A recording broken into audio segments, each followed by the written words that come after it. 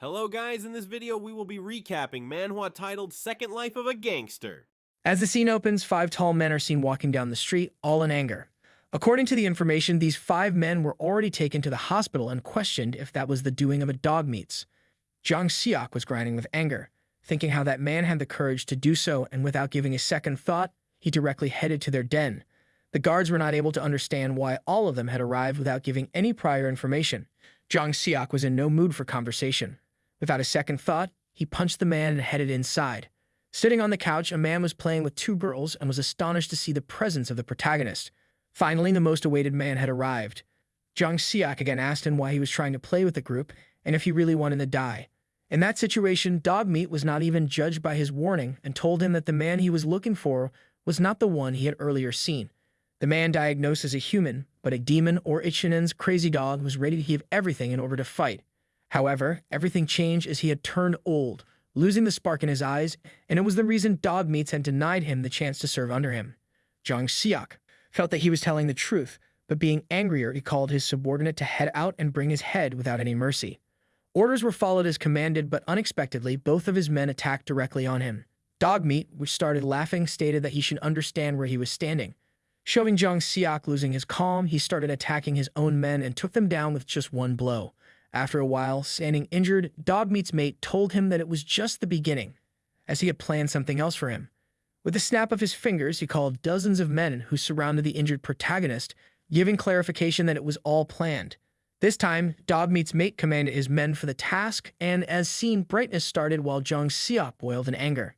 The fight ended after a long while. When the scene changed, Jang Seok was seen walking down the street, holding his heart and gasping to hold his breath.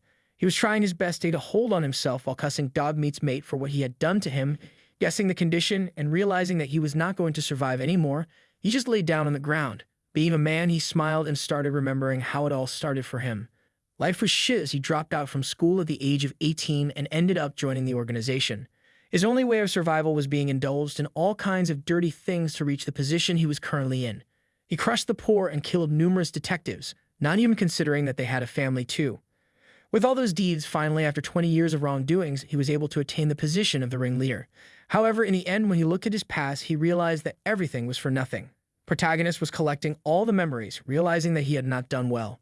Before he was going to die, with tears in his eyes, he asked for another chance to live life again.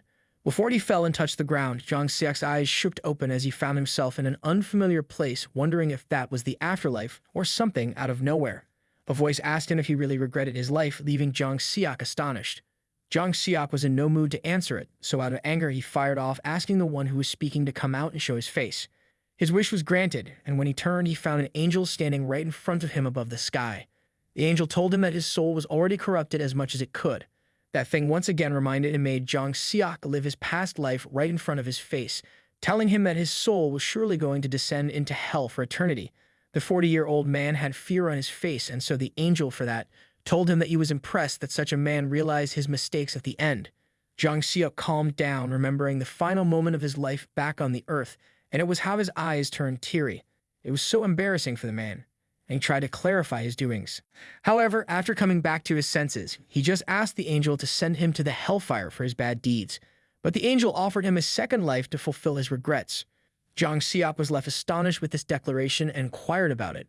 Upon receiving confirmation, he lowered his eyes and started telling God that he was not going to live the life he had lived before, killing and hurting the poor.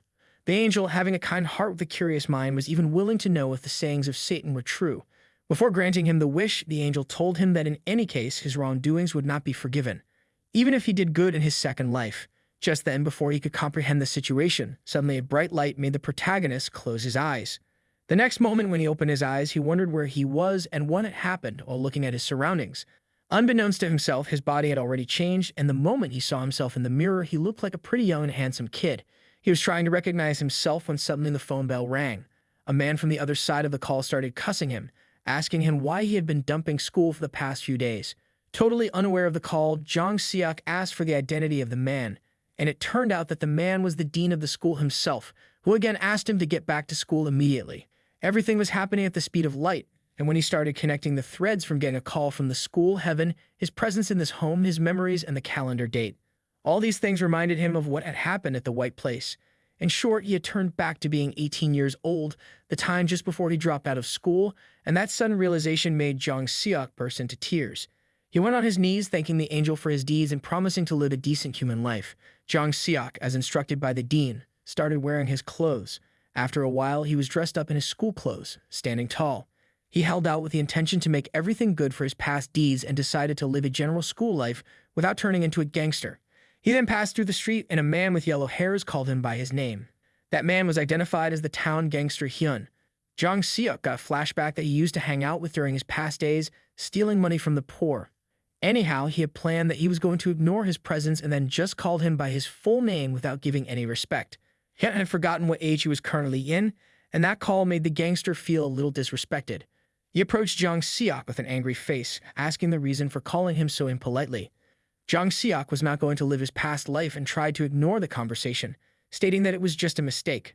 However, the man wasn't going to let down his disrespect so easily and told him that he was going to introduce him to the organization as per the plan. As soon as Jang Seok heard those words, he remembered that it was exactly 23 years ago when that man introduced him to the organization, or in short, his body started heating up, realizing that Hyun was the #1 contender who made his past life as messed up as it was. Seeing the face of that man, Jang Seok was once again boiling with anger. On the other hand, the gangster was trying to be a senior, warning him that he needed to be educated for sure about behavior skills. Not so long, Hyun's face changed when the protagonist himself called him to just shut up. With that, without giving a second thought, Jang Seok rushed his palms right on his face, making the gangster gasp for breath. The gangster was not able to understand why such a little kid had that much strength. It was then, when the other man standing behind the gangster tried to attack Jang Seok. Our hero noticed his presence and without even flinching, blocked his attack using his bare hands. It was clear that he was not in a very good mood, and again, his previous self started to come over him. As Hyun's subordinate tried to attack Jang Seok, he took on the other man with bare strength, knocking him down in just one single hit. It was not like that had who was even worth his memory to interfere in a battle like that. On the other hand, the yellow-haired gangster tried to get up on his feet, but was again busted with a fearful strike by Jang Seok. The beating continued for a while, and after being on top for a moment, Jang Seok pondered that it was that man who had bumped him into the organization. If it had never happened, he might have lived a happy life.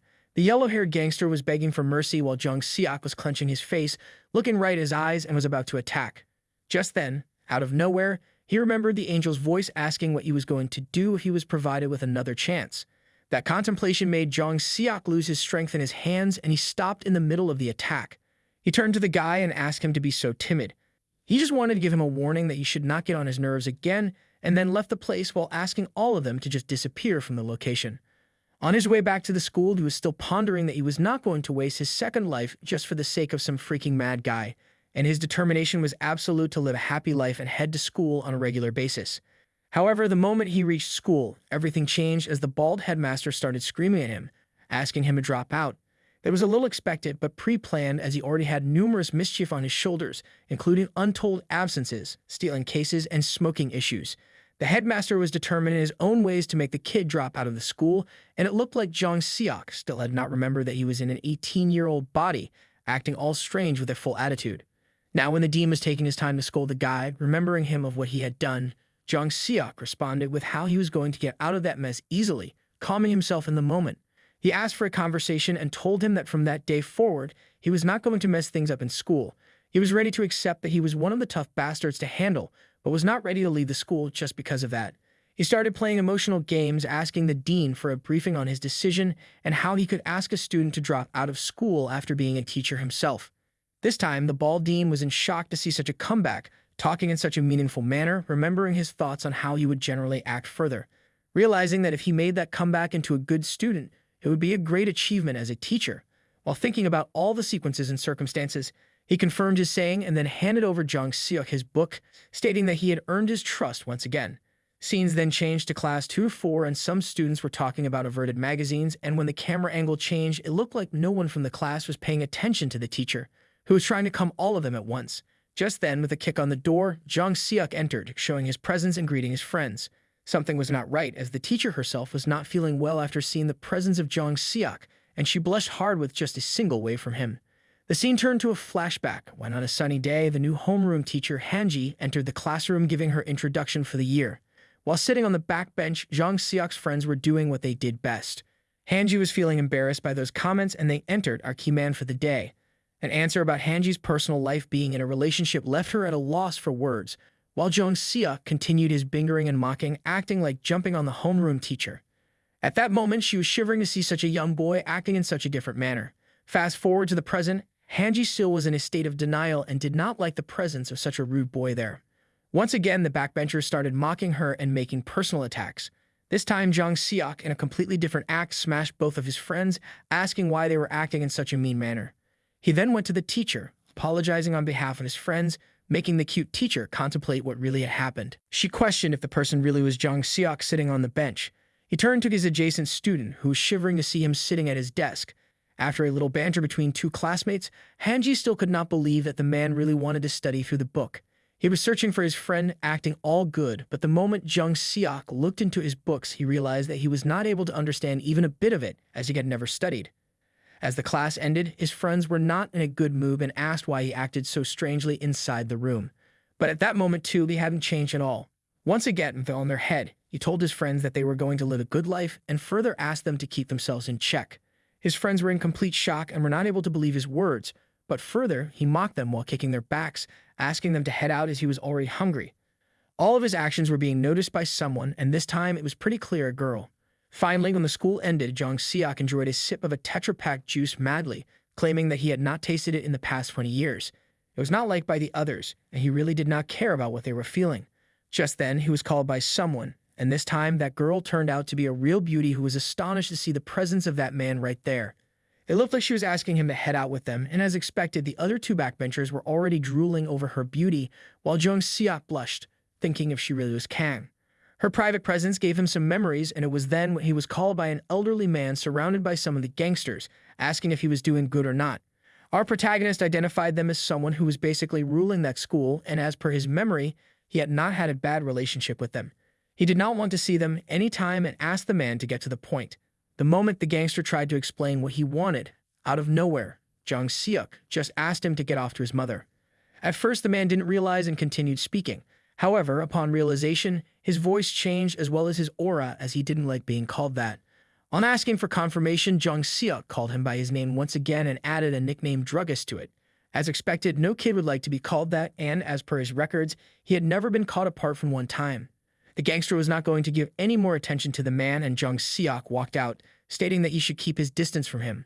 Further, he advised the man to go to the hospital before it's too late. It looked like that declaration wasn't liked by his puppies, standing just behind him, and one of them moved forward to get a hand on our protagonist without thinking of the consequences. As expected, once again, Jung Seok twisted his hands with a flinch of his power, further intimidating the others standing in the back. That man still had 3 of the gangsters behind him, and he ordered all of them to burst the man in front of them. So in short, all of them were going to attack him at once. Jung Seok, being intelligent and aware, knew that it was not something he could handle alone. In order to scare them off, he busted the rest of the men he was currently holding, giving them absolute pain. This was not liked by all 3 of them, and he continued telling them that they should be the ones not messing with their junior, as it's not fair in the end. Without giving much thought, he asked the leader of the group, Kang Yong-gai, to get into a one-on-one battle. His conditions for the battle were simple.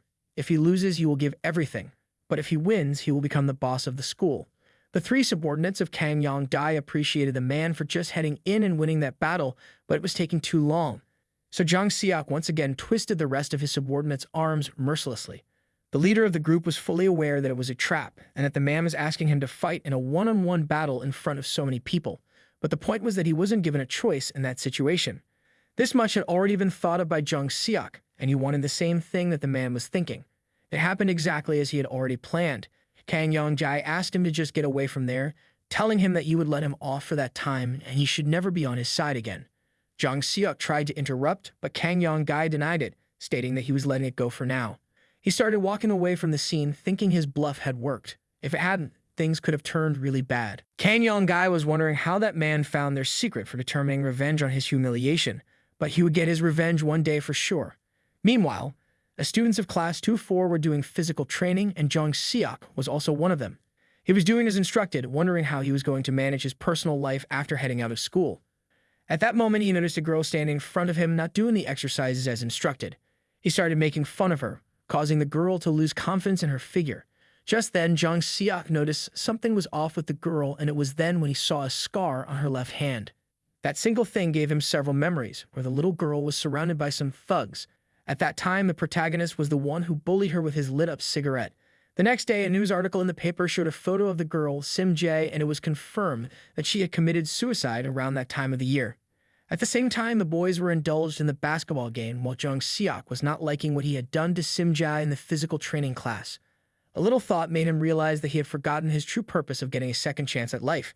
For that moment, the three people he had interacted with, including the yellow-haired gangster Kang Yong Guy and Sim Jae, were the mistakes of his past, and in any case, that was going to remain the same. There was nothing he could do, but he decided to at least apologize for his mistakes. But when he tried to find the presence of the girl, realization shook him that she was not there. Only a peek of her boys was confirming that something had happened to her. Without giving a second thought, he busted open the gate, asking what those bastards were doing with that girl. As he opened the gate, he kicked the man in his belly, leaving him to be slammed against the wall. Before the second one could even explain, Jang Seok slapped him across the cheek and threw him down on the floor. None of his friends were able to understand what the man was doing. However, it was too late as Jang Seok continued beating them, asking them to just get off the place and questioning why they were trying to bully the little girl. His eyes had a different kind of rage, and when he had the intention to kill, the moment the second one tried to stop him, asking why he was doing that, he turned behind and delivered a second punch to his belly, making his eyes pop out from the pain. Jang Seok took a moment, then told them to just shake off from the place or they would be killed.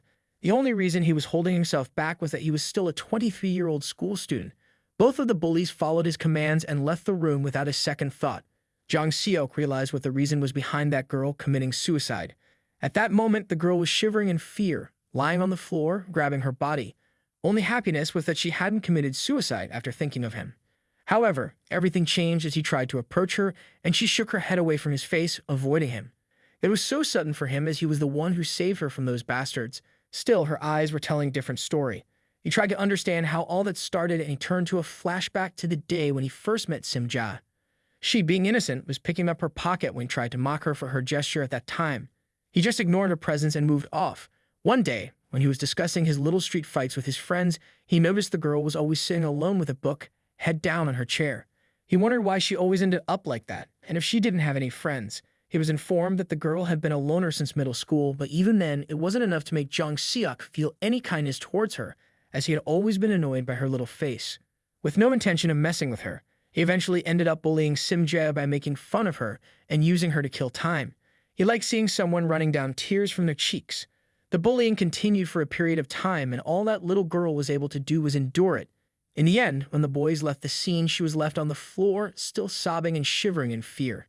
Back to the present, Jang Seok felt a great sense of guilt for what he had done to that little girl in the past. He was different from how he was before, and that's why he tried once again to approach the girl.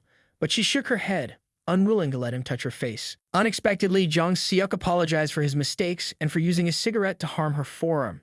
The girl was in complete shock, and her tears stopped running down her cheeks. At that moment, the boy apologized again with a red face.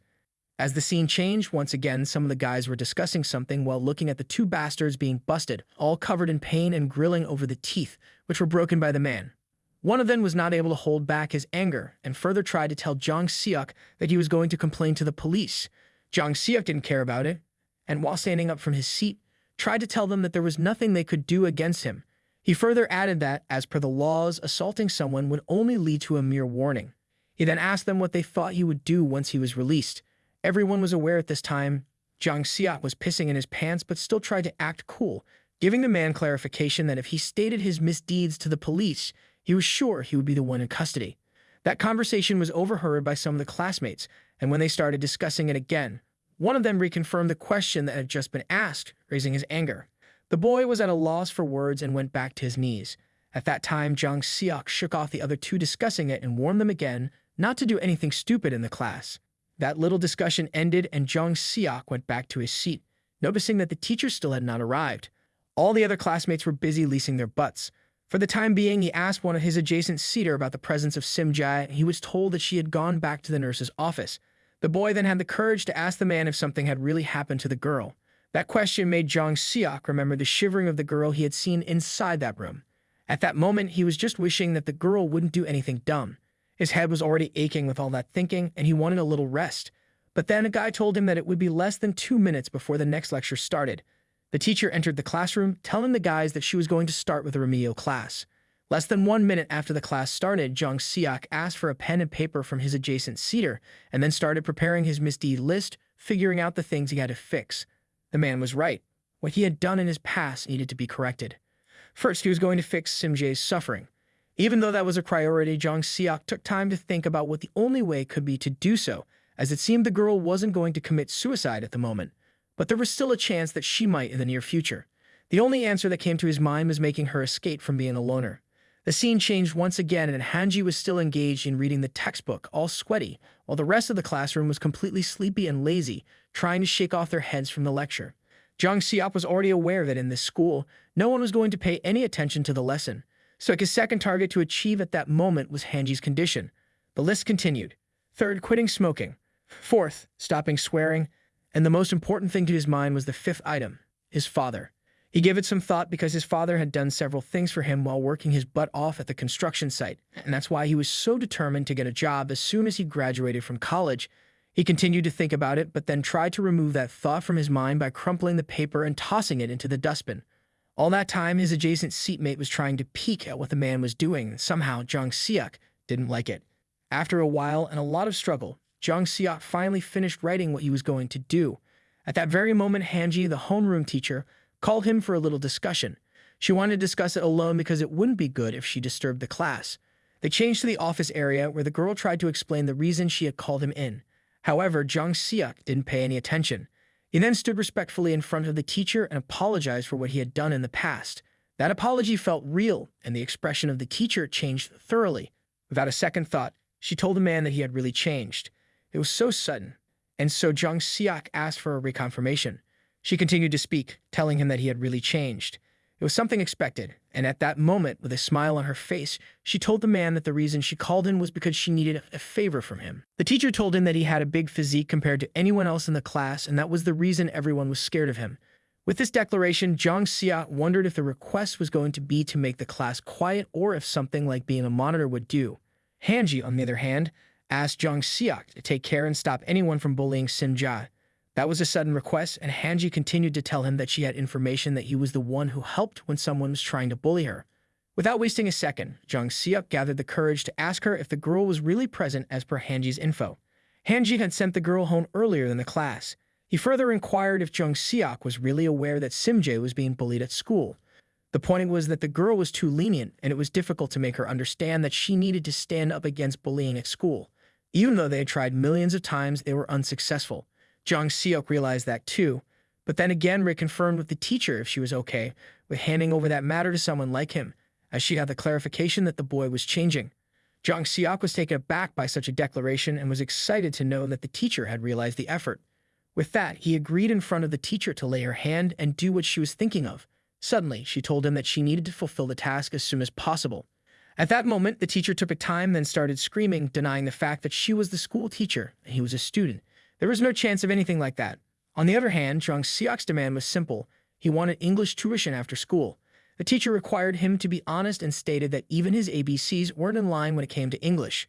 He spoke those words while pondering that it was going to be embarrassing to speak something like that in front of a teacher. After some thought, the teacher agreed to his request and told him she would give him supplementary classes after school to correct his English. With a smiling face, the teacher said this, and Jung Seok, feeling embarrassed, didn't even think it would be something exciting. With that, he tried to shake off the conversation and head out from the school, feeling bad for what he had done. The teacher was still trying to recollect how a boy had changed so much, and she wondered to herself if she was a good teacher. School ended and Jung Seok left in the evening, realizing that the years spent in school had passed by and it was so long before he had school life again in the 23 years. At that moment, he noticed the presence of some of the girls, and being a man, he realized that the 2 years ahead of him would be good if he spent them the way he was acting that day. Amidst his talking, he noticed the presence of Simja and wondered if that girl was still there when she had left from school earlier. It really was her, and she was standing in the middle of the road like nothing was wrong. Calling her over, Jung Seok asked why she was still there when she had taken off from school early. Both of them were looking at the setting sun. She told him that she didn't feel like going home. Only Jung Seok asked her to not skip school in any case and further told her that he was going to teach her how to stand up to bullying. Even if the case arrived where she was going to be bullied, she just needed to tell him and he would help her. Simjo couldn't understand what had caused the sudden change in Jang Seok. Jang Seok reconfirmed if someone was really bullying her. He answered the question himself, explaining that her thought process was completely right as he was one of them, but his process had completely changed. He shook the head of the girl, properly consoling her that he was now trying to live a good life from that period on. It looked like a cute couple trying to spend time beside the setting sun. However, Jang Seok came back to his senses and told the girl that she should not be thinking badly of him in that situation. The girl apologized, and as soon as the signal went green, Jang Seok walked off from the place, heading towards the girl. It felt like she wanted to say something, but when he asked, she just denied. However, Jang Seok already had a feeling that the girl was thankful to him, waving back. The angel, unbeknownst to him, was watching and realizing that he was trying his best. It was just a little part of his mistakes, and something more interesting awaited him. Meanwhile, Jang Seok was wondering what he was going to have when he got home to eat. When Jang Seok turned back home, he was feeling shabby. He took out the crumpled paper where he had written all the things he needed to correct. Jang Seok was sure he could take care of the problems concerning the school, but the major problem in front of him was what he was going to do after he graduated. Graduating with only English was not going to help him. He turned to the calendar, thinking that it was 1995 when the major crisis around the world was going to start. At that time, all the stock prices would plummet, and he was sure that if he bought a bunch of stocks, he could become a billionaire within a few minutes. It was a foolproof plan for him, but after a little thought, he rejected that idea, realizing what the angel had told him about being honest in his repentance. He didn't want to take the shortcut of misdeeds to earn a lot of money. Just then, he turned his head to the clock and realized that his old man was going to be home early, so he went back to prepare ramen. He was still mischievous enough and was about to grab the first bite of the food when someone knocked on the door.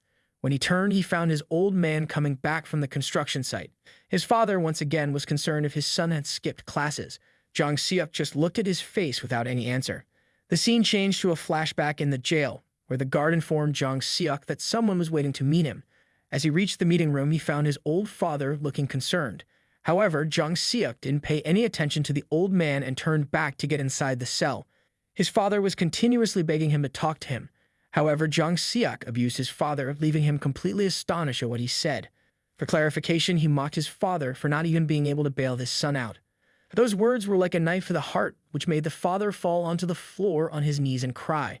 Jang Seok, on the other hand, was realizing that it was the best option for his father to forget about his criminal son and live his life to the fullest. A few days passed in the cell, and one of the guards informed him that his father had already passed away. The reason was stated as absolute stress in the report the guard handed to him. It was depicted that the father's body was found after a long time, as there had been no one to attend to him on the night of his death. In Jang Seok's cell, there was continuous sobbing, and when the camera angle changed, it was clearly visible that Jang Seok was crying uncontrollably, shivering and apologizing to his father. In the present, his father once again screamed to get him back to his senses, telling him to greet his father when he came back. Jang Seok ignored him and further asked him to get ready and eat some ramen. It was sudden, and so Jang Seok clarified that he was just trying to be a good son, so his father should get ready for the first time in a while.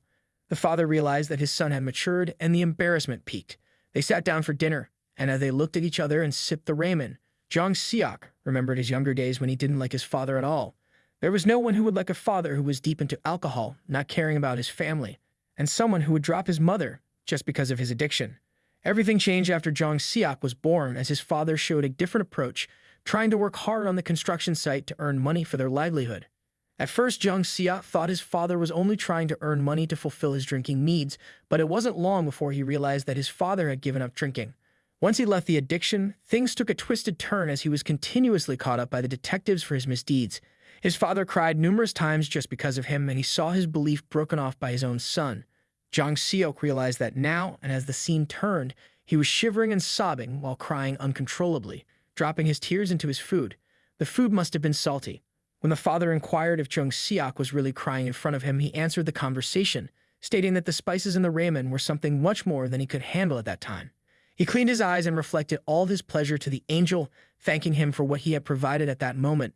Both of them went back to sleep, and not long after, Jang Seok's father woke up again, packing to head to the construction site while rubbing his back due to pain.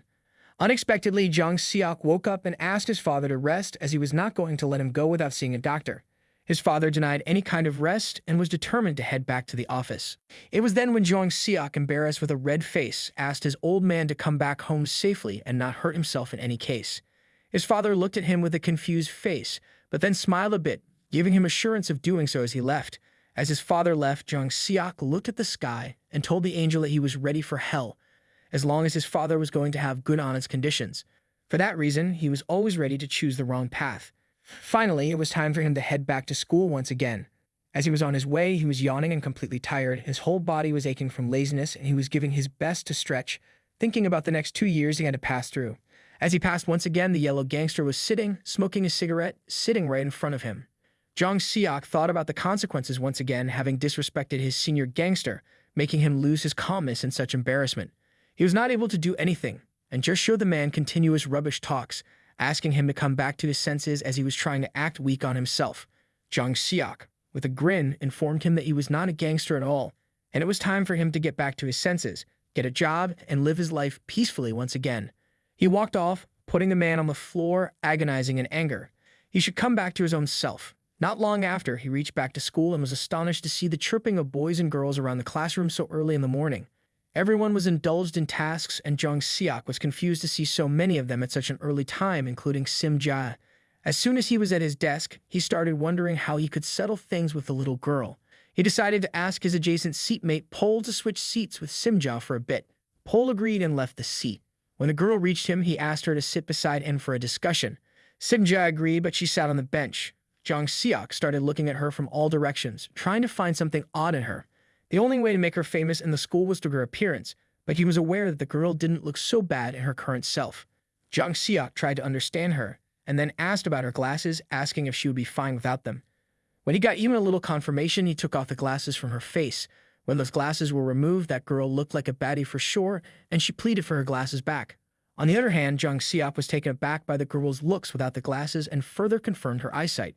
He held up 3 fingers, asking if she could read it or not.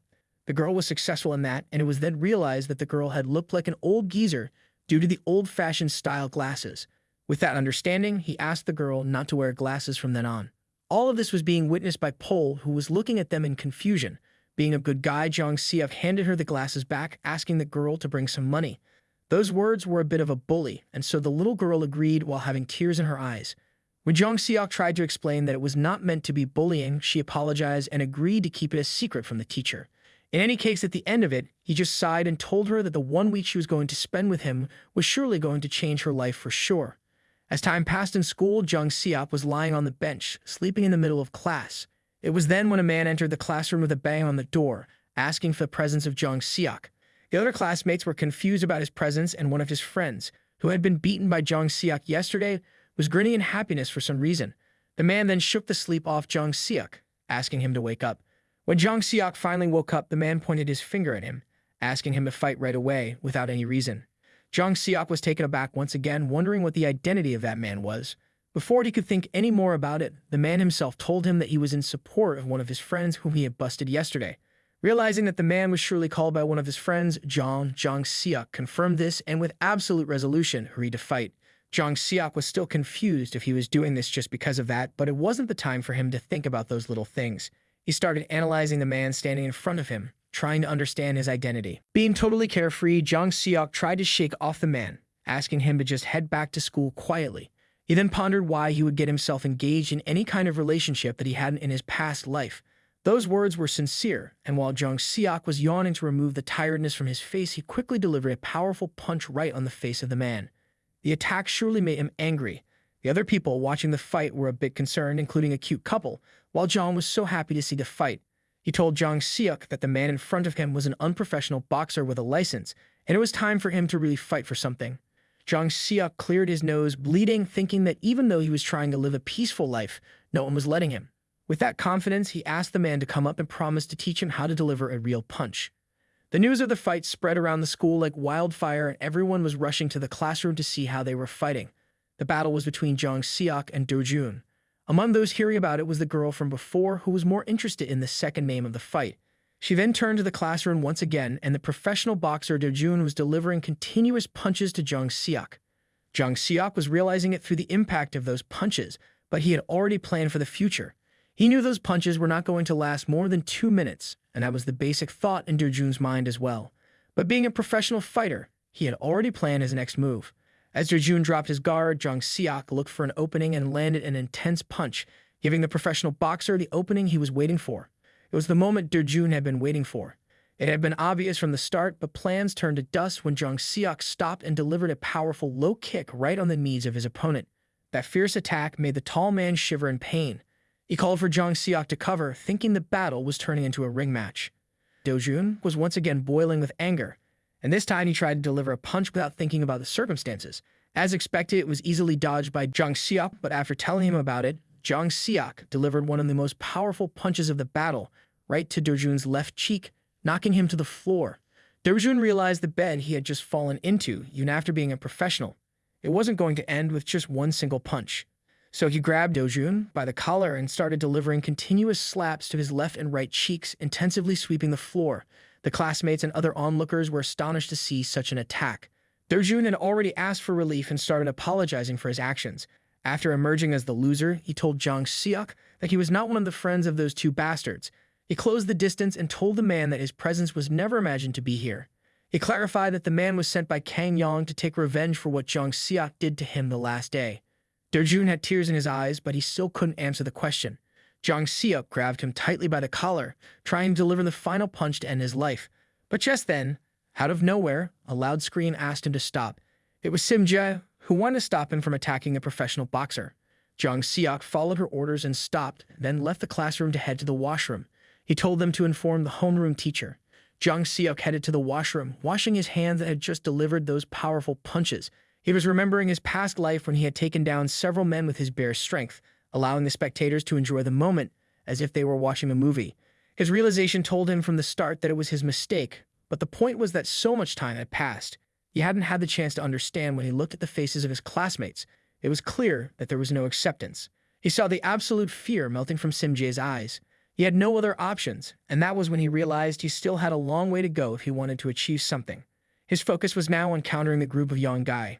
He was aware that this time the man was not someone who would let go of things easily.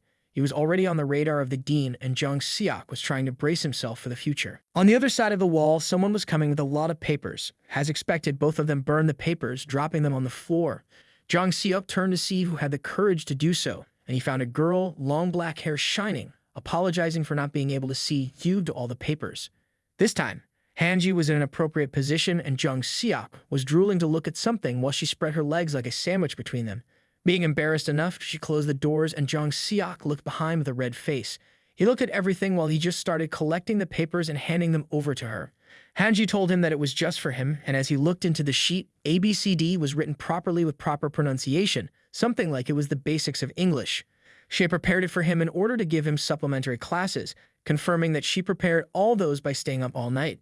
Hanji just talked it off, stating that it was different from textbooks. She smiled and told him to go with the flow and read it, and further allowed him to come to her if anything bothered him in that book. When reaching back to the classroom, the teacher was teaching them one of the subjects while he was rolling the papers that were provided by him to Hanji. Realizing that she was really giving true effort for someone like him, there was a blush on both of his cheeks. He decided to take off the topic of gangsters and start learning the English his miss had prepared for him. He was reading ABCD like nothing, and his adjacent seat, Pol, was looking at him with concern. There was a little chatter between them, and Jang Seok was too happy just to read out a single word properly in English. The teacher was teaching them about the 7 sword branches, and Jang Seok laughed, dipping into that state, as those bastards were not aware of what was waiting for them in the year 1995 when the crisis was going to hit. Pol was confused with such a declaration. Time passed in the school once again, and this time Jang Seok was not able to hold back all the bells ringing around the bush, and his head was giving up from tiredness. Pol once again came to him and told him that the next class was music. Jang Seok realized that the boy was trying to help him all the time, and the boy wondered why Jang Seok was looking at him with such a big smile. Embarrassed by himself, he tried to poke his finger at the man, waiting for a long while, gathering the courage to ask the name of the kid. Inho was confused if that man was for real, as it had already been a month since they were sitting together. Since then, they turned to the music classroom, and Jang Seok was informed that he could sit anywhere if he wanted to.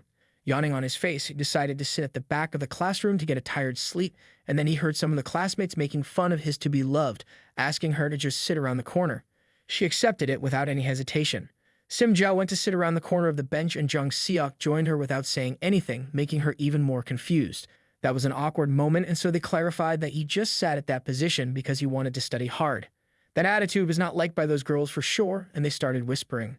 So when they went back to the original music, Jung Seok was too pissed to see that there was water or something all over the bench of Simja with some cursing words. He, being in absolute anger, tried to rush to them while the girl stopped him, telling him that it was all right and there was nothing to worry about. Jung Seok reconfirmed if that was so normal, and so the girl did, stating that it was not the first time for real. He was not able to do anything, and just left the place with a grin on his face, asking her to do whatever she wanted to. Sim-jae, with pure calmness, looked at her bench and started cleaning it off using a towel. In-ho came to Jung Seok to tell him that in the morning she looked pretty happier while talking to him, further embarrassing the man with his words, and so he clapped on the head of his adjacent seat. During all that time, his eyes were stitched to the girl who was cleaning the bench like a poor incapable of anything. As the school ended and Sim-jae was heading back to her home, she heard someone asking if she was really satisfied with hitting herself. She genuinely apologized, and Jung Seok was pissed off by that apology. He heard all that time from the beginning for inquiring why she stopped him in the middle of the fight during that morning, and she told him that it was violence and it had been bad for ages. Jung Seok sighed and told her that even though violence and fighting were bad, she should not allow anyone to get themselves best without any reason. For the teaching of the day, he told her that she was the one who was allowing the others to get to her, and the true reason behind them doing so was not because they hated her or didn't like her, but because she was so easy to bully that none of them could stop themselves from delivering that pain to her. Out of nowhere, the girl spoke that she was already aware of it, that all that happened because she herself allowed for it, being an idiot and too easy at that time. She remembered her past sufferings while showing in tears, telling the man that she accepted all those things because she thought that if she showed any kind of resentment, she would surely be facing something harder than that in her regards. She always thought that if only she was going to not say anything and accept it, there might be a chance that she would lead a peaceful life. Her sobbing continued all that time, and Jung Seok was looking at her with a confused face, and as soon as he got an answer in his mind, he grabbed the hand of the girl and started pushing her further, asking the girl to follow him to the place he wanted to take her. As they headed on their way, Sim-jae was astonished to see that he had taken her to an arcade and was telling her that it was a place where bookworms like her were not going to be. For the first game at the arcade, he was going to use the punching game and further asked the girl to look at him. He delivered one of the deadliest punches on the machine, and as the past record of 758, which was the highest, was broken, just with one punch, leading to 782 points. People were totally astonished to see the strength of that guy, and the little girl, who was not aware, started clapping. It was going to be her chance next to do so. She tried to get herself out of the task, but Jung Seok started playing with her head, forcing her to try in any case. She took the place of the guard, and as she was making the boy embarrassed, he went back to her, telling her the right position of her legs, hands, and the direction in which she needed to stand to deliver a powerful punch. He was about to tell her about the rotation thing when it was done. Sim-jae's face turned totally red. Finally ready, he asked her to deliver the punch, thinking that she was delivering the punch to someone right on the face. Unexpectedly, she gathered all her strength and delivered the punch in the middle of the arcade. She stood there in confusion, realizing that it was a lot louder than she thought it would be, and he praised her for it, asking if all her agony finally disappeared with it. As soon as he got the assurance, he told her that it was his place whenever he was angry at someone and could not fight because of his due diligence. While playing on the machine, he asked her if she was an idiot. The little girl started sobbing once again, and he continued, asking if it was right to get bullied. It was the reason she needed to take a stance and get the burden off her chest, gathering the courage to tell them that she was not up for the bullying she was provided with. Still, the girl wasn't convinced, and so Jung Seok pointed to himself, telling her that he was doing all those things because he was the one being sorry at that time. Out of nowhere, he pointed out his pinky finger to watch the girl, stating that he was going to promise to do anything in his strength to prevent her from being bullied. They wanted to ask her to just come to him right away if something came up, and the girl agreed by making her own pinky promise and showing it to him, ending up in a promise. As both of them walked away, they tried to play with the girl about the face. She was thinking while punching them, and it looked like someone was telling them from behind that the man was very much happy to know the real reason behind him changing, and when he got to know what was the point of weakness for the man, he decided to play with it. Since then, it turned to the next day where Sim-jae, thinking about the pinky promise she had made with Jung Seok, was provided with Jung Seok.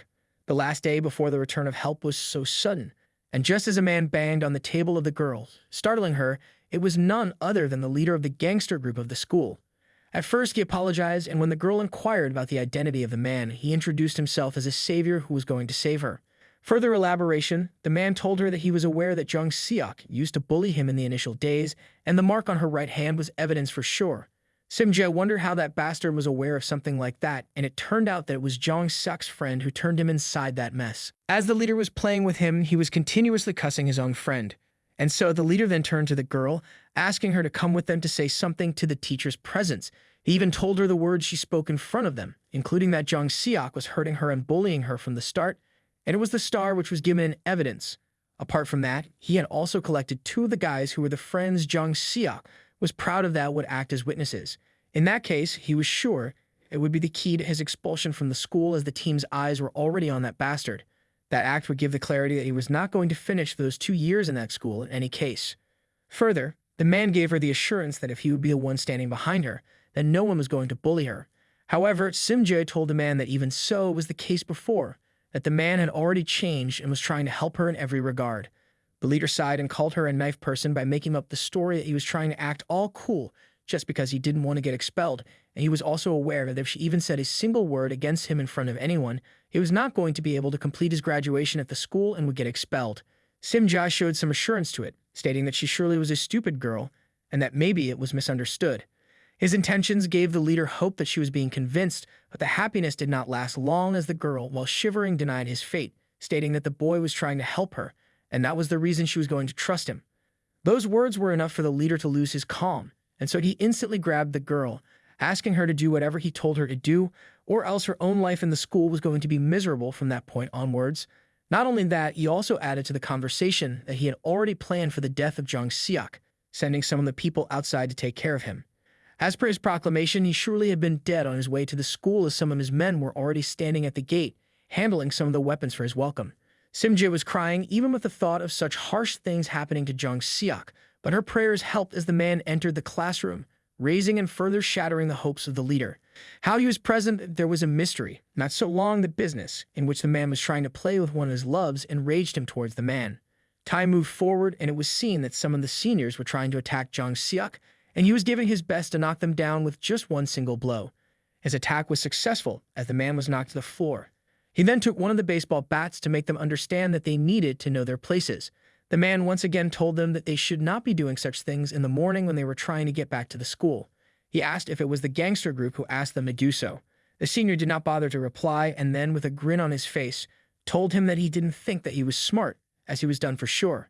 Jang Seok was not able to understand what the man was talking about, and so the senior further told him that he was going to be bashed along with one of the loner girls for sure. Just then, Jang Seok asked for a proper explanation, and by grabbing him, confirmed to talk properly. The senior was scared and threw out the words which gave the clarification that all of them were talking about Sim-jae for sure.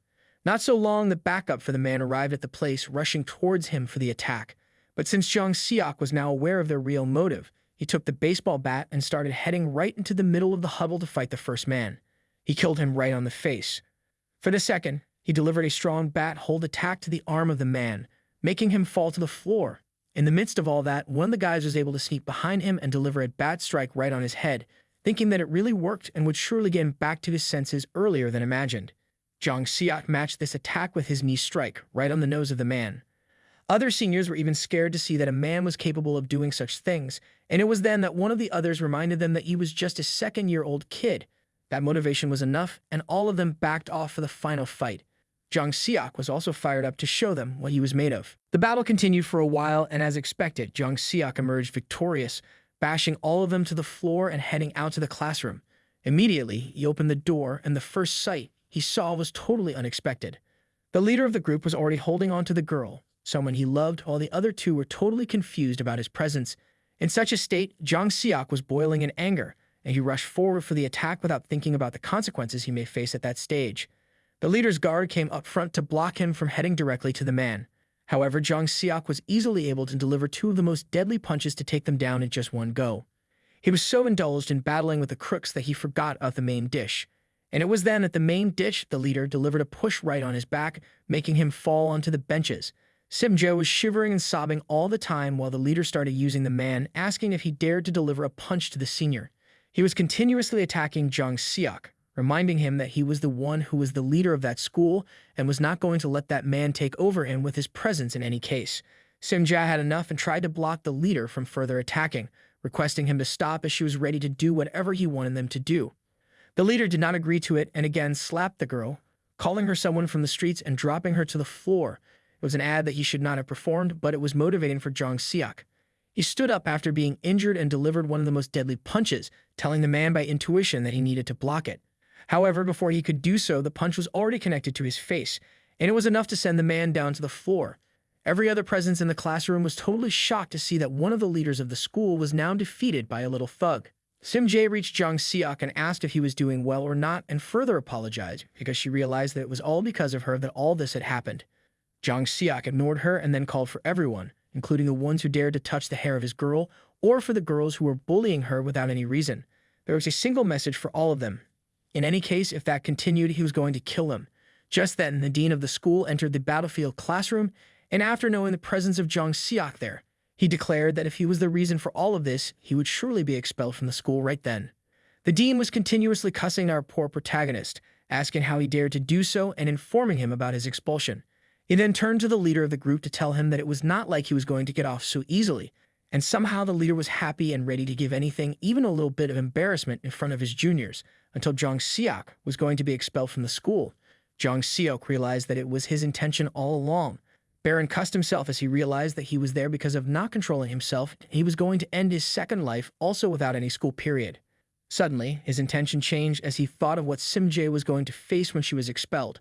He was sure that if anything like that happened, he was going to crush that group to the point that they wouldn't be able to think of what to do next. That intent was even felt by him, but before he could proceed, someone stopped his hand, and it was Sim-jae who came in front of the dean. The dean, at first, did not recognize her. She introduced herself from Class 4, telling the man that if Jang Seok was going to be expelled, then she was also going to leave the school. That declaration was unexpected, and everyone was shocked by it. Sim-jae told him that Jang Seok did so because she was being blackmailed, but the dean was not ready to accept something like that. He was in the middle of thinking when Hanji approached the dean from behind, agreeing with their situation. She said that even though violence was not the right cause, they needed to investigate what the purpose behind the battle was, as there might be a chance that Jang Seok really helped a friend. The leader, while sitting on the floor, did not take a liking to such things, and through the bruises and injured face, he was wondering why all those street girls were backing up Jang Seok. Time passed, and this time, embarrassment for the man was at its peak, as he was the one cleaning the toilets. The only thing of relief for him was that he was relieved from being expelled. To his surprise, even Sim-jae was waiting outside the toilet for him to go home together. Jang Seok took the chance to ask her to get inside and clean. However, the little girl was not going to get into a boy's bathroom for sure. Suddenly, Jang Seok's voice changed to a little seriousness, and he asked the reason for helping him in the moment of most need. He was totally aware that even if she had told a little bit about his mistakes to her, it would have been perfect revenge for the girl at that chance. Sim-jae gave a single reason, the promise. And the promise was that Jang Seok was going to help her from any kind of problems of being bullied. At first, Jang Seok took time to realize that point, but then laughed it off and made it pretty clear that he was going to take care of it. It was an embarrassing moment for both the girl and the guy, and so Jang Seok started a conversation, asking the girl if she bought the money she had asked for earlier. Since then, they turned to after school, where the little girl was taken aback by the presence she was in. It was the entertainment garden, and numerous girls, all dressed in good clothes, were waiting for the men's presence. Jang Seok did not talk about it and asked her to get in while she was being taken aback and brought to the location. She must have been curious. He wanted to have fun, but did not like it and picked a finger on her head, asking her to just stop with the weird things and follow him, as always someone again was trailing them. Wondering about the uniforms, he further thought if why some new high school uniforms were in that entertainment district. Jang Seok had entered a home, and the cute girl was welcome, but she was taken aback by the presence of a high school student in such a location. Jang Seok told her that it was not like he could not be there, and then handed over the girl, asking them to take care of her and make her comfortable for sure. The lady of the shop started with her work, and at first, while trimming Sim-jae's hair, she pressed such shiny strands and was impressed by how beautiful they looked in her regard. Those hairs were really fine. However, the point was, it looked like they had not received any kind of treatment since the past year. The little girl held the courage to tell the salon owner that she had never been to one such treatment in all her life. The barber was stunned to hear that proclamation. For these days, schoolgirls going to salons was so normal, and as she looked at her up close, she found that the lady had good eyes and nice skin. The conversation between both of them continued, where the barber inquired about her school and Jang Seok was sipping tea, lying ahead on the couch all alone. For the barber, the school in which they both were was famous for having difficult children, and so it was astonishing for her to see such a pretty and calm child from the same school. Jang Seok did not like such proclamations and was angrier at the barber. Just then, the girl from before approached Jang Seok, calling him a big brother and asking if he brought his girlfriend. Jang Seok did not like this, as she was younger than him, but still the lady called him a big brother. Finally, when Jang Seok realized the situation, he understood that he was surely 23 years older than his current age, and it was the reason behind such intuition. Just then, the lady changed her attitude and started a conversation, realizing something about him. But before he could comprehend, she called him a pervert, hanging around to make someone pregnant. The lady then laid on the couch, leaning towards Jang Seok, making him stumble. However, Jang Seok was a Sigma male who was going to love a single girl, and so he asked the beautiful lady to look at how beautiful her own girl was going to look after the haircut. Finally, when Simja looked into the mirror, she looked much more beautiful than before. Jang Seok just then approached her from behind, freezing for the perfect cut and realizing that still there was something missing that they were going to look out for in the next meetings. The barber praised the lady, stating that she was really beautiful and needed some more detailing. And so the girl lingered. It was time for both of them to head out, and before doing so, Jang Seok mocked the earlier girl, asking if her girl was not one of the most beautiful right now.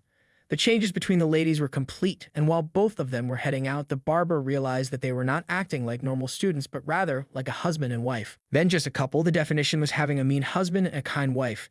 As both of them headed out, Jang Seok asked the lady to get her clothes a little shorter by the tailor, while the lady was concerned if the teachers were not going to like it, and someone was passing by, the one who had told them before they entered the entertainment district.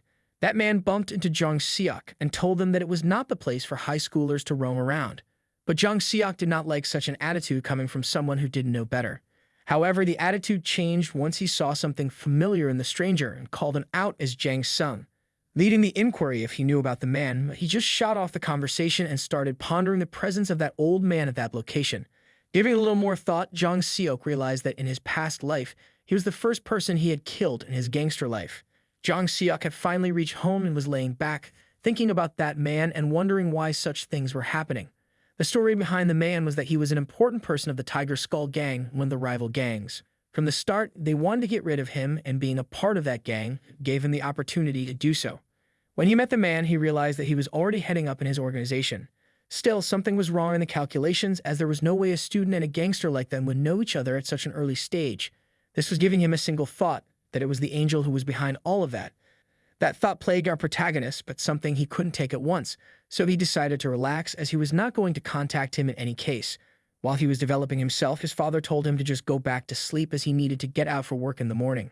Jang Seok decided to leave it and just went back to sleep. In the middle of the night, he woke up just feeling all lazy, and the moment he reached the kitchen, he found someone standing there which was unfamiliar to his dad for sure. At the moment when he turned, he saw the presence of the soul of Jang Sung asking for recognition. He was playing his role to perfection, mocking his death and asking if he really wanted to succeed in his gangster life with such an act. He was calling the man a murderer, and Jang Seok was stumbling with each and every proclamation. The little chit-chat continued, and during all that time, Jang Seok was shivering in fear, calling that it must be a dream. The dream was turning extraordinarily fearful when that man's soul tried to attack Jang Seok, leading Jang Seok to jump out of his bed, totally confused. Finally, as expected, that thing turned out to be a dream, and in any case, he did not like such a dream for sure. Once again, the bell rang, and he wondered who was there. As he picked up the call, he found the teacher on the other side of the line, and the teacher was showing concern because he had not been at the school without any preferred explanation. At first, Jang Seok was not able to understand what the teacher was talking about, but when he looked at the wall clock, he realized that he had been late and started cussing at the soul of the dream, which led him to such a destination, with a man sitting in his office, feeling a pain in his ears, wondering if someone was doing the same. As Jang Seok turned to the school, all the students were having fun. After the close of the first class, he passed through the gate with his presence, thinking about the first loss, but it was too late for sure.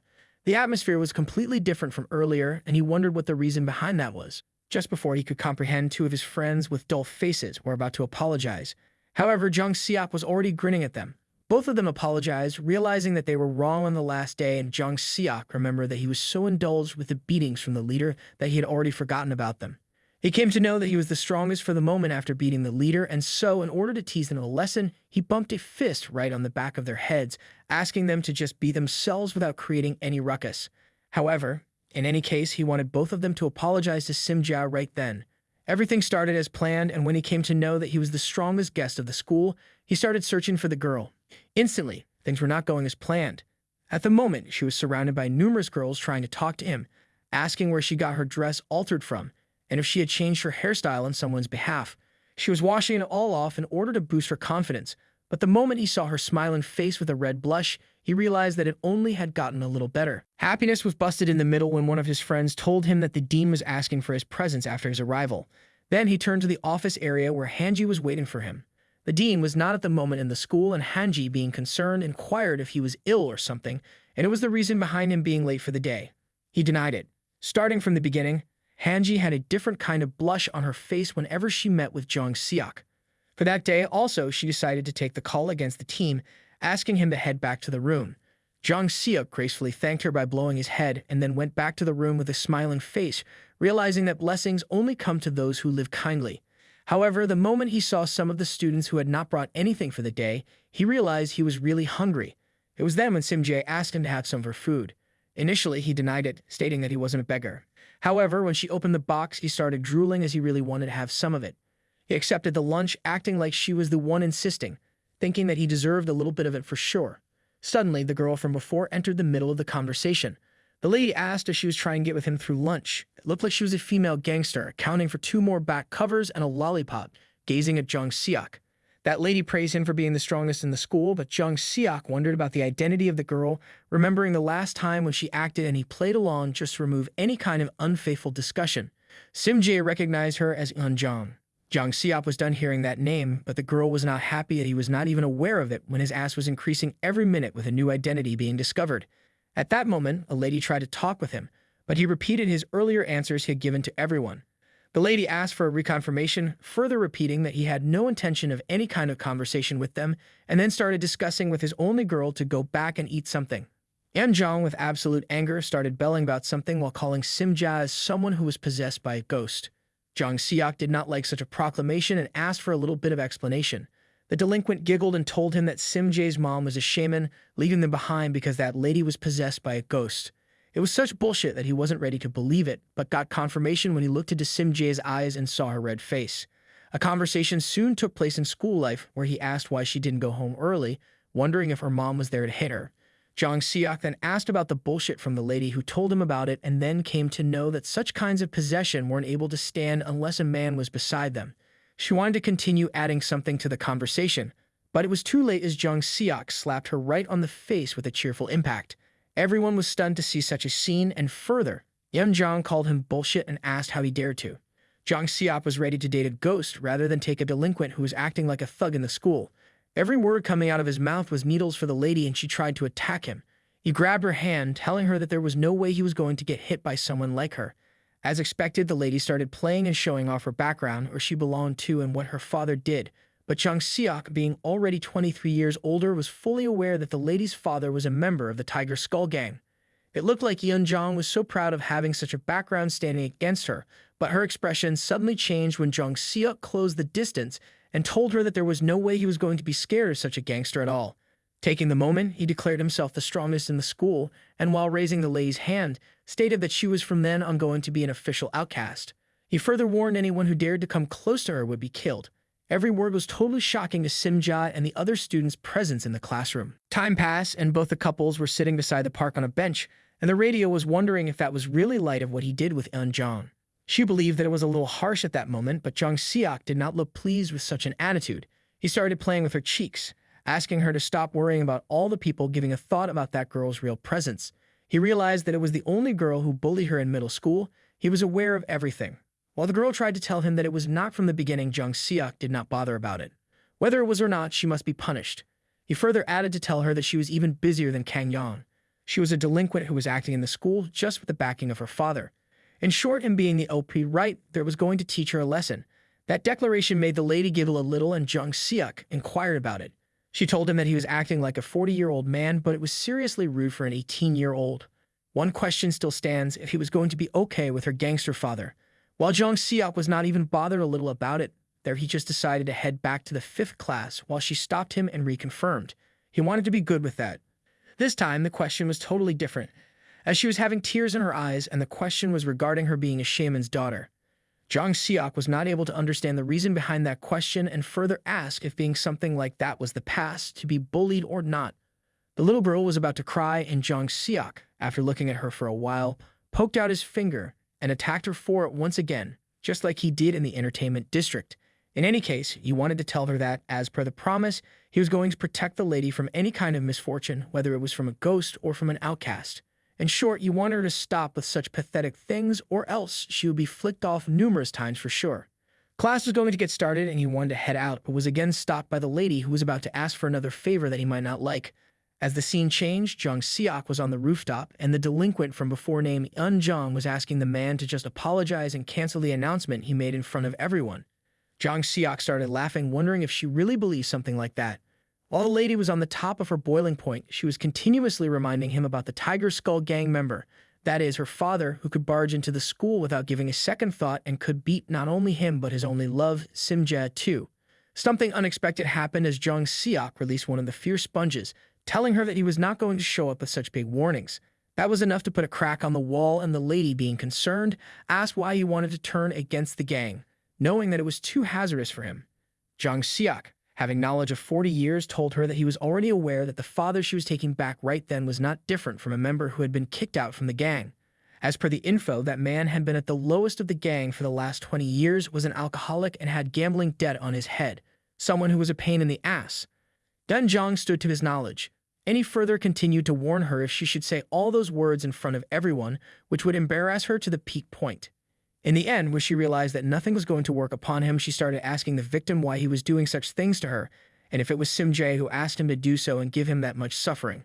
Jung Seok called it pathetic, and then moved to the flashback to tell her what that lady really said about her bully. That moment, she asked the man to just forgive that lady for her misdeeds, but Jung Seok was not ready for it, as it was one of the most pathetic acts he had ever seen. Her only reason for asking such an inadequate request was she had a feeling that the lady was going through something like she herself went through, her mother telling about the proof. She told him that at the start of middle school that lady was too bright and active than she was now. However, in the end, she ended up with some of the delinquents, and it totally changed her personality to what she was right. Then it was the only reason she wanted to give him another chance and wanted to become friends with her once again. As the scene turned to the present, Jung Seok was already at the peak of his boiling, and it was the reason he was going to change her twisted personality, which needed a total lesson. The lady turned, asking what the man was really planning to do, and he told her that she should understand as she was the girl at that moment. He turned into a hideous moment by moment, asking what she would do if someone was not her back. And at that moment, he raised his hand to deliver a punch right on her face to give her the real taste of the real thing.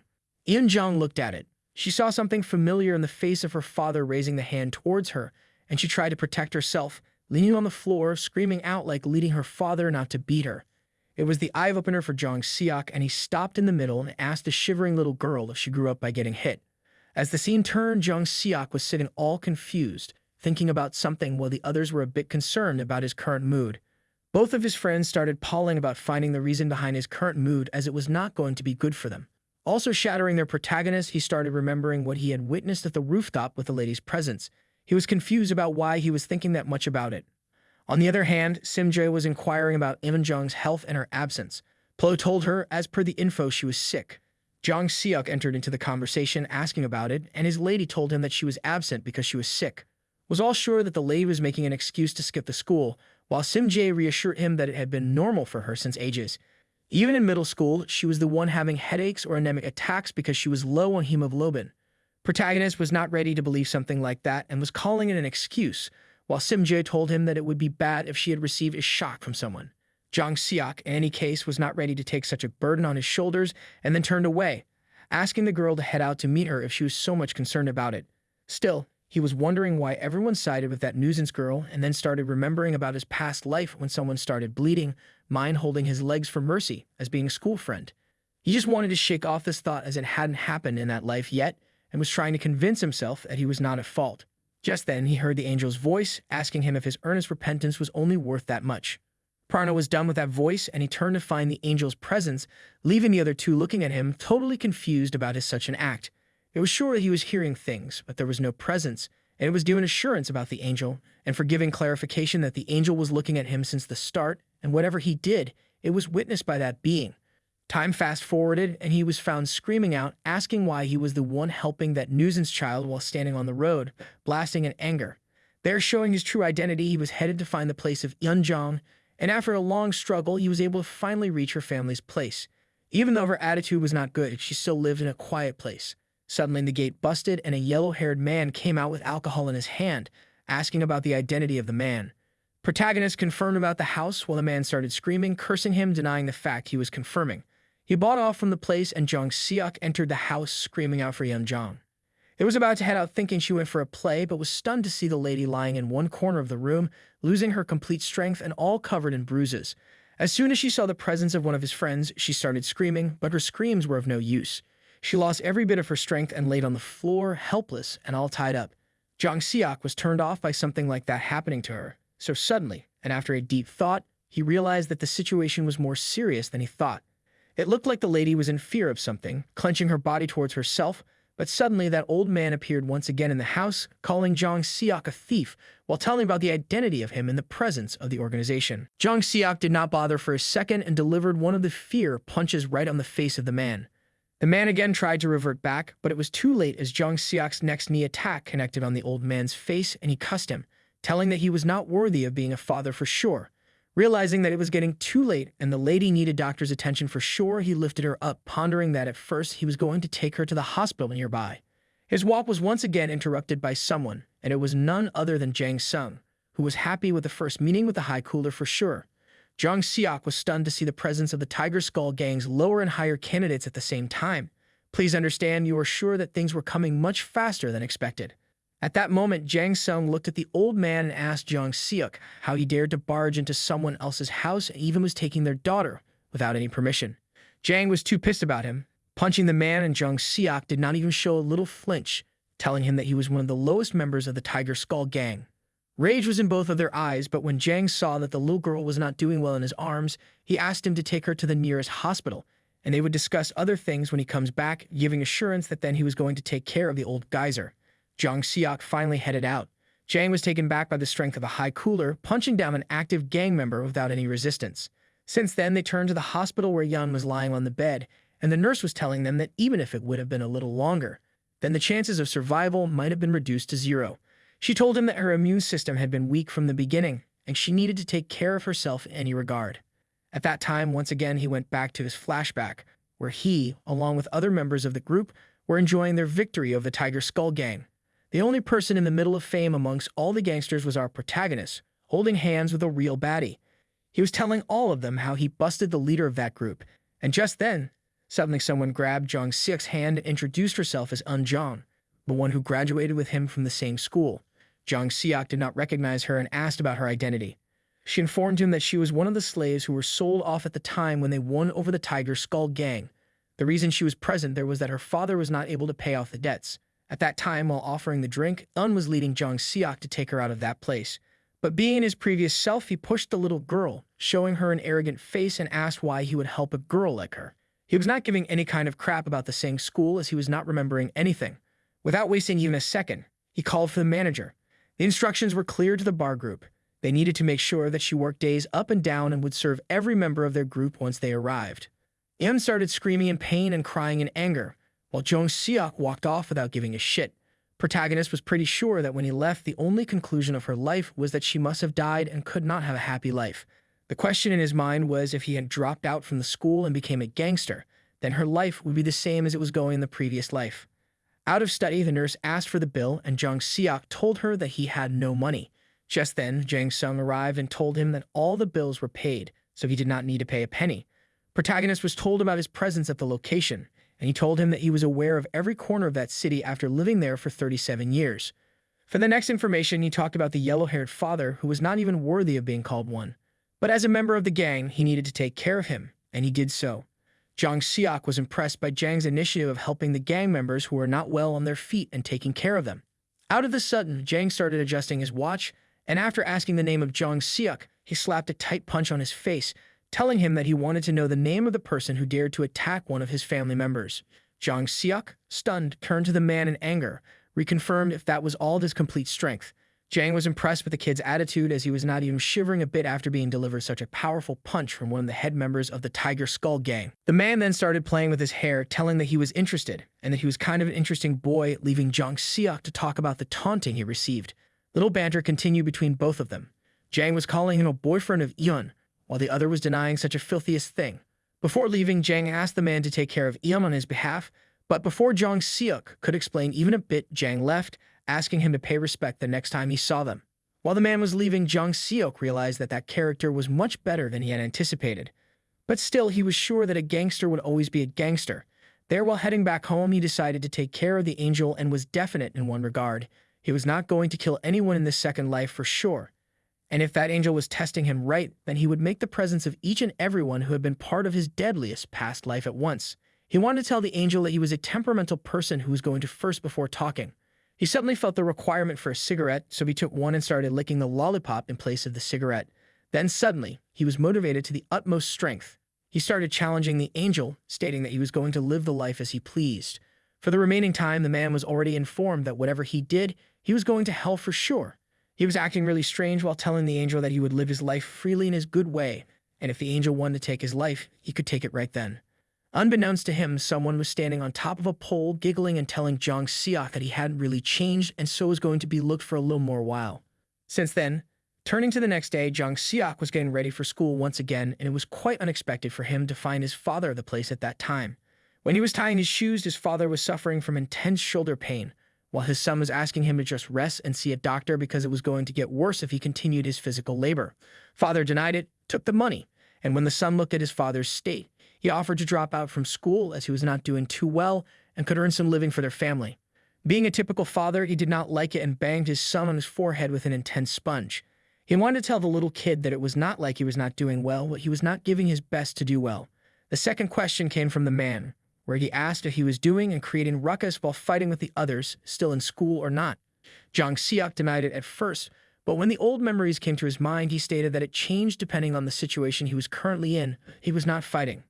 Father was pissed once again by his son's explanation and showed Jang Seok, who decided to just shake off from the location as he knew that something bad was coming up. Heading out from there, he did not like his father trying to control him.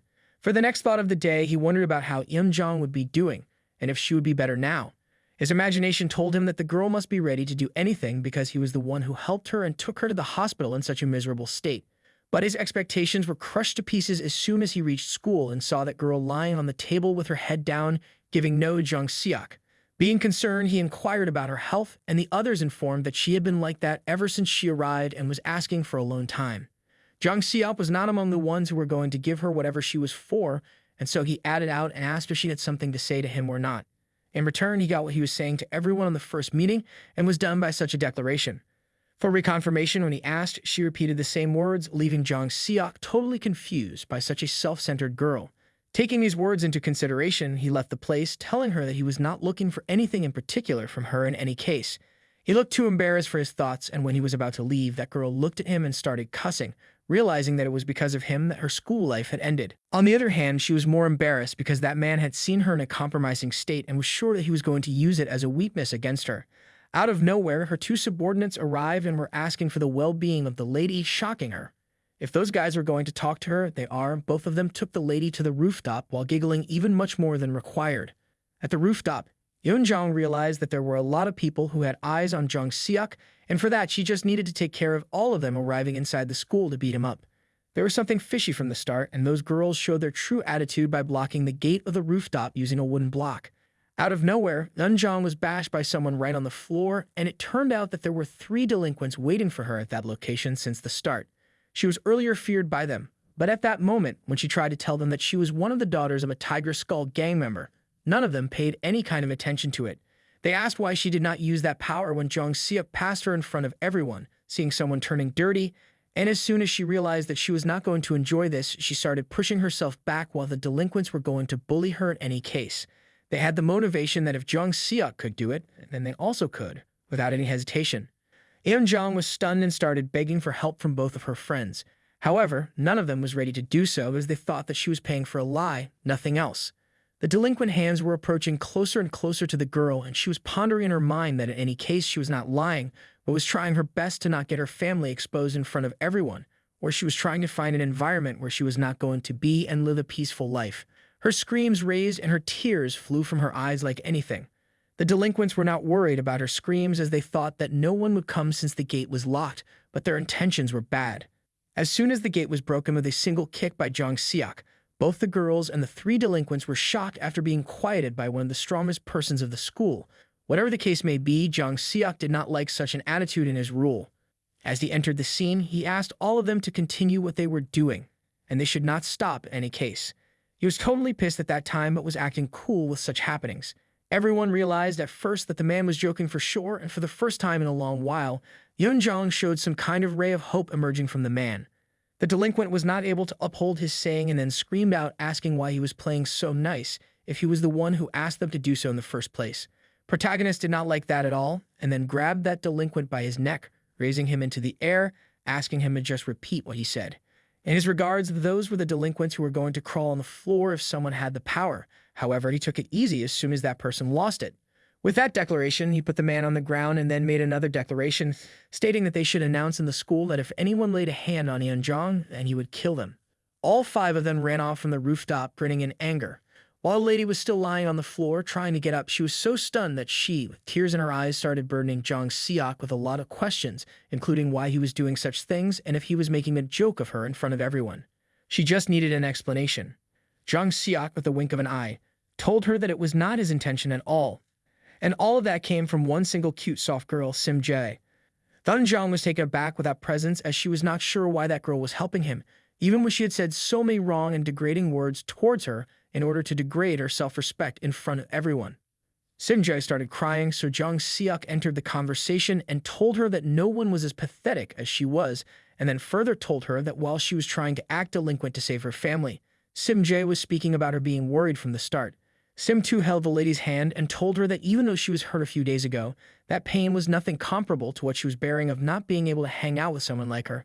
With declaration and a red face, Sim Jae asked her to be on her side once again as a friend. Eunjong did not say a single word and then stood up from the location and added to the classroom, wondering what she was doing all that time today, setting herself among the others. At that time, Jong Seok believed that he had cured all the issues for the moment and could think at the top of his head. There he was going to challenge the angel once again, asking what he was planning to send for the next time in the near future. As the scene turned to a shabby place at Sampo Gang, a man was being passed by some of the bullies pathetically and without any mercy, continuously begging for mercy from all of them in any regards. As the camera angle changed, we could see a man sitting on the table, introduced as the current gang's boss, Jo Bong Cheol. He didn't look like someone who would give forgiveness to the man who was not even able to take care of a single task of handling the Tiger Gang. That man again begged for mercy for just one more chance and was ready to pay out for whatever he had done in any other regards. Such a declaration was enough for the filthy man, and he praised the determination and then asked his subordinates to take the boy to the doctor and take out all his on-runs to sell off and make money for whatever they could to be invested in the gang. It looked so merciless that even the man was ready to do whatever he wanted to. He was given such faith by the Sampo Gang. The leader then turned to one of his men, who was the commander of the gang, asking why they were recruiting such bullshit into the gang, who were good for nothing. At that time, he was just thinking of having a member like Jang Sung. So Yeom showed him a picture of our protagonist, stating that he might be useful in his purpose for sure. The leader did not like to see a high schooler in a uniform being presented by one of his commanders to be recruited, so that commander further told him that the man was taking care of the original boss of Sampo High by himself, including all delinquents since then. He was for the price of being added to the list. However, the leader did not like it even a bit and then reconfirmed if the commander of the group was asking them to recruit a high schooler of the second year under his wing. To regain his master's trust, Yem added that it looks like Jang Sung had eyes on him because, as per the past reports, he was seen contacting and conversing with Jong Seok in Journal Hospital. The leader wondered if Jang Sung was training that man to emerge as the new commander of the Tiger Group, and with that thought, if he was sure that something like that was going to happen, they needed to be careful that such a man would not join the Tiger Skull Group. With that declaration, he asked his commander to bring him to join the wing. On another day at the school, there were still chattering sounds among the students who were discussing petty things. Just then, after Jong Seok passed through the corridor, everyone started greeting him as if he was the one they had been waiting for since the beginning. As said, it had already been 2 weeks since he was declared the strongest in the school, and because of some reasons, there was peace around it.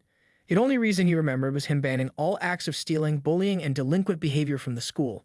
As said, there were protesters against it, screaming why he was doing such things and why they should follow him.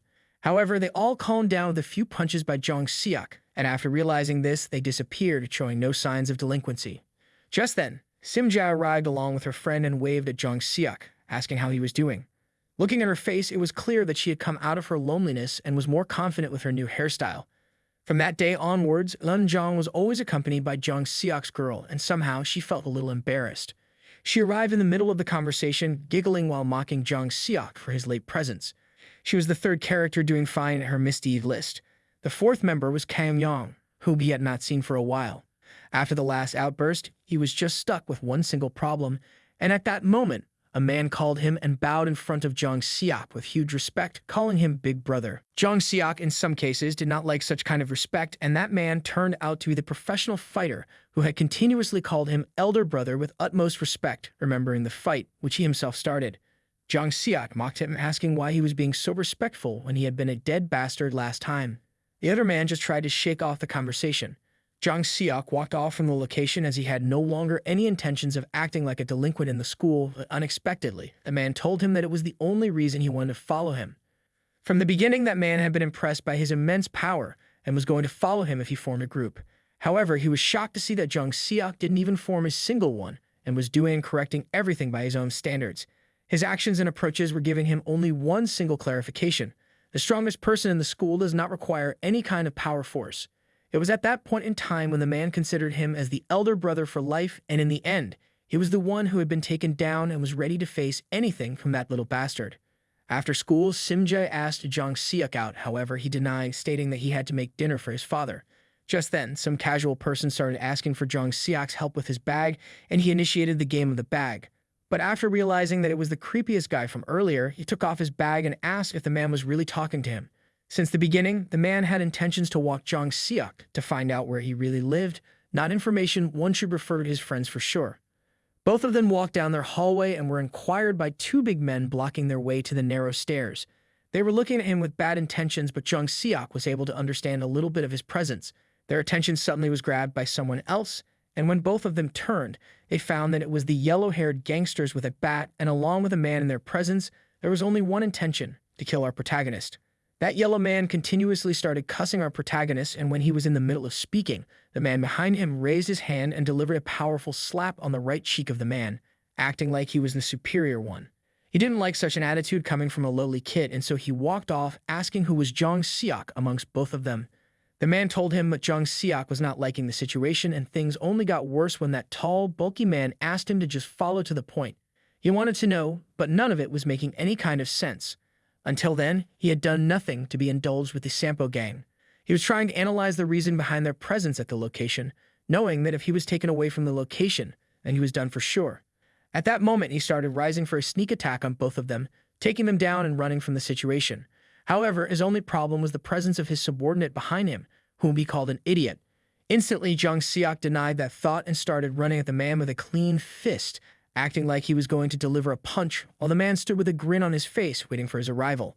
He went down to the floor, and out of nowhere, Jang Seok took some coins out of his pocket and threw them directly at the man to make him lose his concentration. The man tried to protect himself from the sticky coins and stumbled. The yellow gangster was not liking it at all and was stunned by such an action. As Jang Seok was aware that he would not be able to do anything to the big monster, however, he, in any case, was not going to rush without doing anything. So he delivered one of the deadliest kicks to the yellow-haired man and pinned him down to the floor. Everything was going as per the plan. It was time for him to run away, but unexpectedly, that monster had already pinned his target against the subordinate accompanying him. He then asked the man to stop, or else he would break the limbs of the kid, born to be an idiot. His eyes were full of anger, while Jang Seok was boiling with rage at the situation. Jang Seok was thinking that he needed to be selfish, as he was not aware of what would happen if he went with those guys while the man was still cleaning and asking him to come quietly with him. One of his subordinates started screaming, asking the man to run while forgetting about him. It was something like an action from a side hero. The tall young man did not like it and delivered a powerful punch to the kid's belly, making him shut up. He then asked Jang Seok if he was really going to abandon one of his friends. Jang Seok didn't pay any attention to it and then started driving from the location while the others were cursing him for such actions. That man was totally aware that if he let him off from there, it would be a pain in his ass. But for his own good cause, he decided to take out his anger on the man who had made him rush away from the location. He called that idiot and asked why he did so, asking the man to run away without thinking about himself. Jang Seok's friend asked him what the identity of those people was, and the person with the green hair told him not to be worried if they found out who they were. After hearing the name that they were from the Sampo gang, his friend's face grew dull and duller with each passing second. It looked like Jang Seok was still running while his friend was caught by his collar, ready to have his limbs broken piece by piece. Regrets weren't going to pay off, and the man did not like being stuck in someone else's discussion. It was then that Jang Seok successfully planned his sneak attack and ran to the man from behind, delivering a precise hit to his spine. That attack was enough to put him down on the floor, and so Jung Seok found the time to call his subordinate to just run away and call the police. In any case, he himself was going to such a position in order to stop them from attacking both present at once. The idiot was not going to obey and was terrified to know that they were from such an organization. So Jung Seok bumped his head with a single punch and told him that it was nothing special and he was going to take care of them as their elder brother. The battle continued and he took down one of them with just a single kick, then asked the man once again to just run away and call the police as his friend would only get in the way. His friend had tears in his eyes and he started running away from the location, telling him that he was going to call the police. He only had to hold them off for a moment. Jung Seok, while battling with the gangsters, was happy that he had conducted one more good deed, while his friend, running to the police, was thinking that he would definitely see him again. But that certainty turned pale when he saw a different presence waiting for him around the corner of the street. It was the current commander of the Sampo gang, Yim, and he had a different kind of grin on his face. On the other side of the street, Jung Seok was still battling those gangsters, taking them down with fewer and fewer punches. After a long struggle, it looked like he was done with the guys. Just then, that man arrived from behind, telling him that he surely was not a common high schooler. It was the only reason that the Tiger Gang was interested in him. To the surprise of Jung Seok, Yim was carrying that idiot from before, all beaten up. Jung Seok was not able to hide his anger, and then rushed at the man with an intent to kill, to see his friend being beaten like that. However, as the commander of such a high organization, he was attacked on his chin with Jung Seok's elbow perfectly and professionally. That was a counter he had never expected from the group. Jung Seok, once again, fell into the pit and started attacking him. Once again, he was taken down with perfection as Yim predicted each and every move. For the second time, he attacked his back neck, and while grabbing him by the face, he pushed him onto the floor, telling him that he was just a kid who needed more treatment. Jung Seok was not able to understand where such a monster arrived with such ridiculous strength. Yim told him that without proper technique, any battle fought in the street is just a normal street fight. Those words were enough for Jung Seok to make him realize that Yim was the strongest in the entire city and the one who had been his teacher in the past life, the one and only Commander Yam. Jung Seok then started remembering and went into a flashback where he first met that man. As expected, the battle was going on, and it was the time they were fighting with the enemy gang, the Tiger Gang. On one hand, Jung Seok was still stumbling to get a hold of his enemies, while on the other side, he saw the commander taking down numerous men all by himself, making the others stop and look at him. His calmness was evident, and even when the enemy tried to attack him, he blocked them and delivered punches like it was nothing, just an easy walk in the park task for him. Another man came from behind and tried to attack him in a duel, but it was too late, as the commander noticed his presence. While blocking the attack with one hand, he delivered a powerful punch right on the man's face, taking him down in one single blow. When the others saw that he had someone like them in his place, they started shivering in fear. For the plan, they all headed out to attack as a group. Even that group for the commander was like moths to a flame. Jung Seok realized that all those men were on the floor because his actions had no excessive movements. It was at that moment that he felt awe for the first time, seeing someone with that kind of power. That was the only reason he asked the commander to teach him, even though he was at such a low level. Every time he was in training, he was the one lying on the ground with just one attack from the commander, who continuously told him in every training session that he didn't mean to attack head-on without thinking. But for Jung Seok, he asked for confirmation if the commander wanted him to attack from behind, which would not be something a real man would do. Those words pinned the commander deep, and he delivered a kick to Jung Seok's chest to tell him that he was a gangster, and there was nothing right or wrong for him in any case. What mattered was winning the battle. His final instructions at that time were that he did not need to worry about methods and should find a way to survive in the worst of times. Turning to the present, Yum was still asking the man if he really understood the concept, and Jung Seok was confused, wondering how that man had reached such a high position at such an early stage. The man was standing up front with one leg on the chest. Jung Seok had the feeling that there was no one who could beat him in strength or in fights. In the end, he agreed to follow him while the commander told him that he needed to pick his opponent carefully from then on. Even though it looked like Jung Seok had agreed, he was planning something else. He then told him that he was not going to focus on methods for winning, and with that intention, he threw a handful of sand into the man's eyes, stumbling on his own actions. The moment his opponent was rubbing his eyes, it was his chance, and he went to deliver the punch.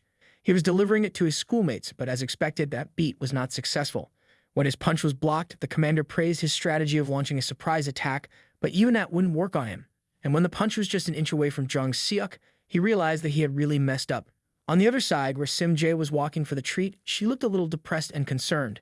She started wondering what that feeling was as she thought about Jung Seok's condition, whether it would be good or not.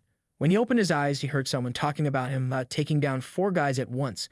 When the man was awake, he saw the presence of the commander and the man standing behind him, looking at him continuously. The leader of the group was concerned about what the commander had done. However, for the commander, he had just taught him a lesson. He was still thinking about where he was, and when the leader came closer to him, asking about his identity and praising him for the rumors of taking down numerous students at once, he decided to introduce himself. Jang Seok, in any case, could not forget the identity of that man, as he was the gang boss, and if he was present there, it was clear that the man was directed to the center of the Sampo gang headquarters. Even the leader was impressed with the beautiful place of our protagonist and was wondering to meet him for a long time.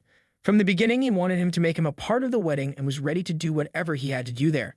Jang Seok was again at the peak of his boiling point and did not like the words of flattery from the leader. It looked like he was going to deliver a powerful punch right on the face of the man without any hesitation. As the dream broke, he was thinking of doing that only if he was not tied up. The man then started pointing out that he was at that location when he was not that famous, thinking about the situation.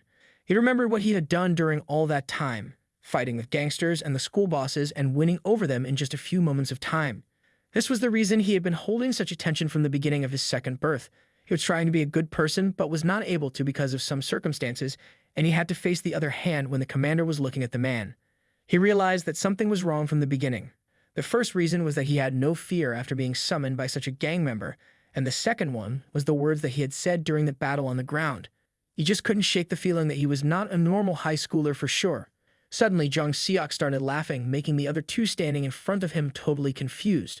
When the leader inquired about it, Jang Seok started mocking him, asking that even though he had been famous recently and was standing in front of the boss of the gang, they were scared of a school kid and had tied him to the chairs at the core of the headquarters. Those words were an eye-opener for the leader as well as the commander. The leader, being excited even more, called the brat a lively one who was going to achieve something in his near future for sure.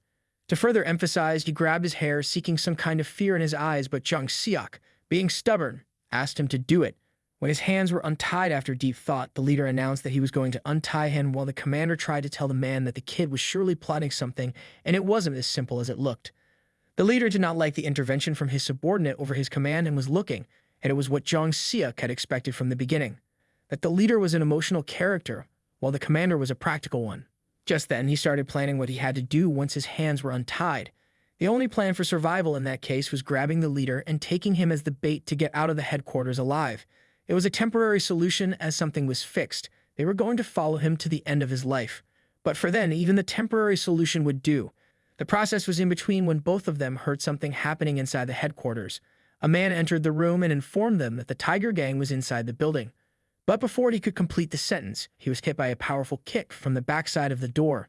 As all of them arrived, it was the top lead member of the Tiger Skull Gang, Jang Sung. Even Jang Seok was surprised by his presence, and so the leader of the Sampo Gang inquired if he was trying to start a war.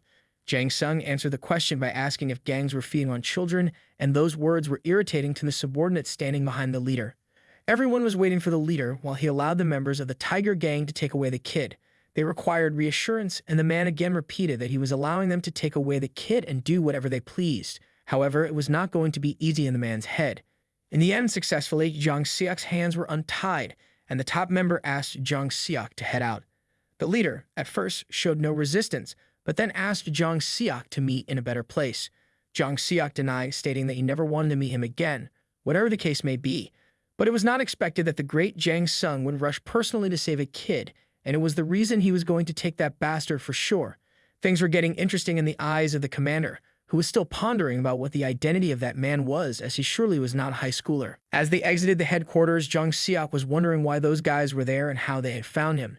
Jang asked him to just follow without speaking another word. However, Jang Seok did not like it and shook the shoulder of the man, asking for an explanation. It was like he was being so friendly, and out of a sudden, a hand came from his right side, catching him and pushing him against the wall, asking if he was even aware of what he was doing and to whom he was putting his head on. That man was angry, and even though all of them had gone to so much trouble, Jang Seok was acting almighty. Jang Seok continued his bartering, thinking of killing him, and since Jang was the only mediator between them, he asked both of them to stop. None of them were listening. The subordinate apologized for his actions, and so Jang then told him that both of the groups, Sampo and Tiger Skull, were rivals fighting to gain control over the city since the beginning. Even though the fights were intense, they had received reports that Sampo Gang was planning something, and as a lieutenant, he went out on a patrol that day. Suddenly, he met a man with a big chin personality. and those words reminded Jang Seok of the single person that was his own subordinate, Junsu. Out of concern, he inquired about his health, and the man informed him that his friend had already been sent to the hospital and was being taken care of. The man was introducing himself by name even after being hurt to such an extent. Then Jang asked Jang Seok to follow him as they needed to get out of the turf. However, Jang Seok added a different manner and then asked why he would head out to a gangster's headquarters, as both of them were similar in his eyes. Further, while leaving the place, he asked all of them to stop being friendly, and he did not want to be noticed by any of the gang members. Others were pissed. However, Jang realized and asked them to stop and let him leave while heading out to his own place. Jang Seok was using himself continuously, remembering what the leader of the Sampo gang had said. That man had even planned to meet him in the near future under different conditions, and by thinking all those words continuously, he was wondering what he was supposed to do. He was deeply torn inside, well aware that it was all the doing of the angel who had pushed him to that. As the scene turned, Jang Seok's father was already home and wondering if his own son was not that place. His shoulders were aching from the beginning, and just then he noticed that Jang Seok's room was lit up. Hearing the noise, he wondered if that was a burglar who had entered their house. His intentions were shattered when he entered the room and found his son playing with a mess, collecting something in a particular carton box. So he inquired about what he was doing. Jang Seok raised his eyes and then told him that they were about to leave the city, and that was the reason behind why they needed to gather whatever they could from the house. Father wanted to know a bit more about it, and so when he saw Jang Seok's face all covered in bruises and slightly reddish, he became concerned and asked if he had been beaten up or something. The father, being practical, inquired with the man why he was saying that they were about to leave the place. Further question stands if they had the money required for relocation. Jang Seok didn't matter as the Sampo gang was behind them from that point. His father was not aware of it. In any case, and when asked for confirmation, Jang Seok told him that there was something everyone should run from while not paying any self-respect to their own character. For a while, his father heard the conversation and waited until Jang Seok continued packing. He then took the pan, which he bought to fight with the burglar, and attacked the back of Jang Seok's head. That was sudden, and when the man asked about it, he told him that he was an old bastard, taking care of his son, so he should just sleep for the moment. Everything blackened from his end. When Jang Seok woke up in the morning, he wondered what time it was. He had been knocked out. Just then, he found a paper note lying beside him, and it was written by his father, stating that he had already informed the school that Jang Seok was not going to be there, so he should just rest for the day. It wasn't about the school for sure, and after a deep thought, like a man, he realized that his father was in the right place. There was no way they could just exit the place and settle somewhere else without having any money. So he was keen to propose the move, and as he was not able to think even about what they were supposed to do if they were going to stay, it was surely dangerous. His thoughts were interrupted by a knock on the door. Someone was asking for his presence. Jang Seok was done and was green with anger. In order to win the fight, he grabbed a baseball bat, ready to knock him down and make the mistake once again. Even if it was his second birth or second chance, he was not going to join that group in his life again. The man behind the door still hadn't opened it, and Jang Seok was gritting his teeth. He had been waiting all this time for the man to enter, ready to pull off a home run like a baseball. Out of nowhere, from the Sampo gang, he even knew where the keys were and started searching under the flask. Jang Seok was done, realizing that the man was still aware of something serious. It was then that the man opened the door, and Jang Seok immediately started attacking him, calling him a delinquent bastard. He aimed for the man's body, but somehow, the man dodged it and asked him to stop while showing something on his face. As the tension eased, it was revealed that the man was from the police department named Young Sung, who asked him to come to the police station for a chat. Both Jang Seok and Yeon Jong were stunned to hear those words from the detective, and it turned out that she had been hiding behind the wall of Jang Seok's home, wondering what he had really done at that moment. She had arrived to help him with his situation. The scene then shifted to the police station, where Jang Seok felt completely uncomfortable in the environment. Even looking at the cage, he felt a sense of disturbance in the place.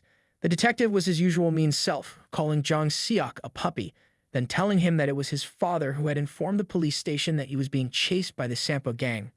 This was something his father should not have interfered with, and Jang Seok didn't like the detective's actions, calling them unnecessary. However, after thinking it over like a good man, he realized that this was the first time in his life that his father had taken something he said seriously without any evidence. The detective then asked what was really going on with him being chased by that organization, but Jang Seok just shrugged off the question.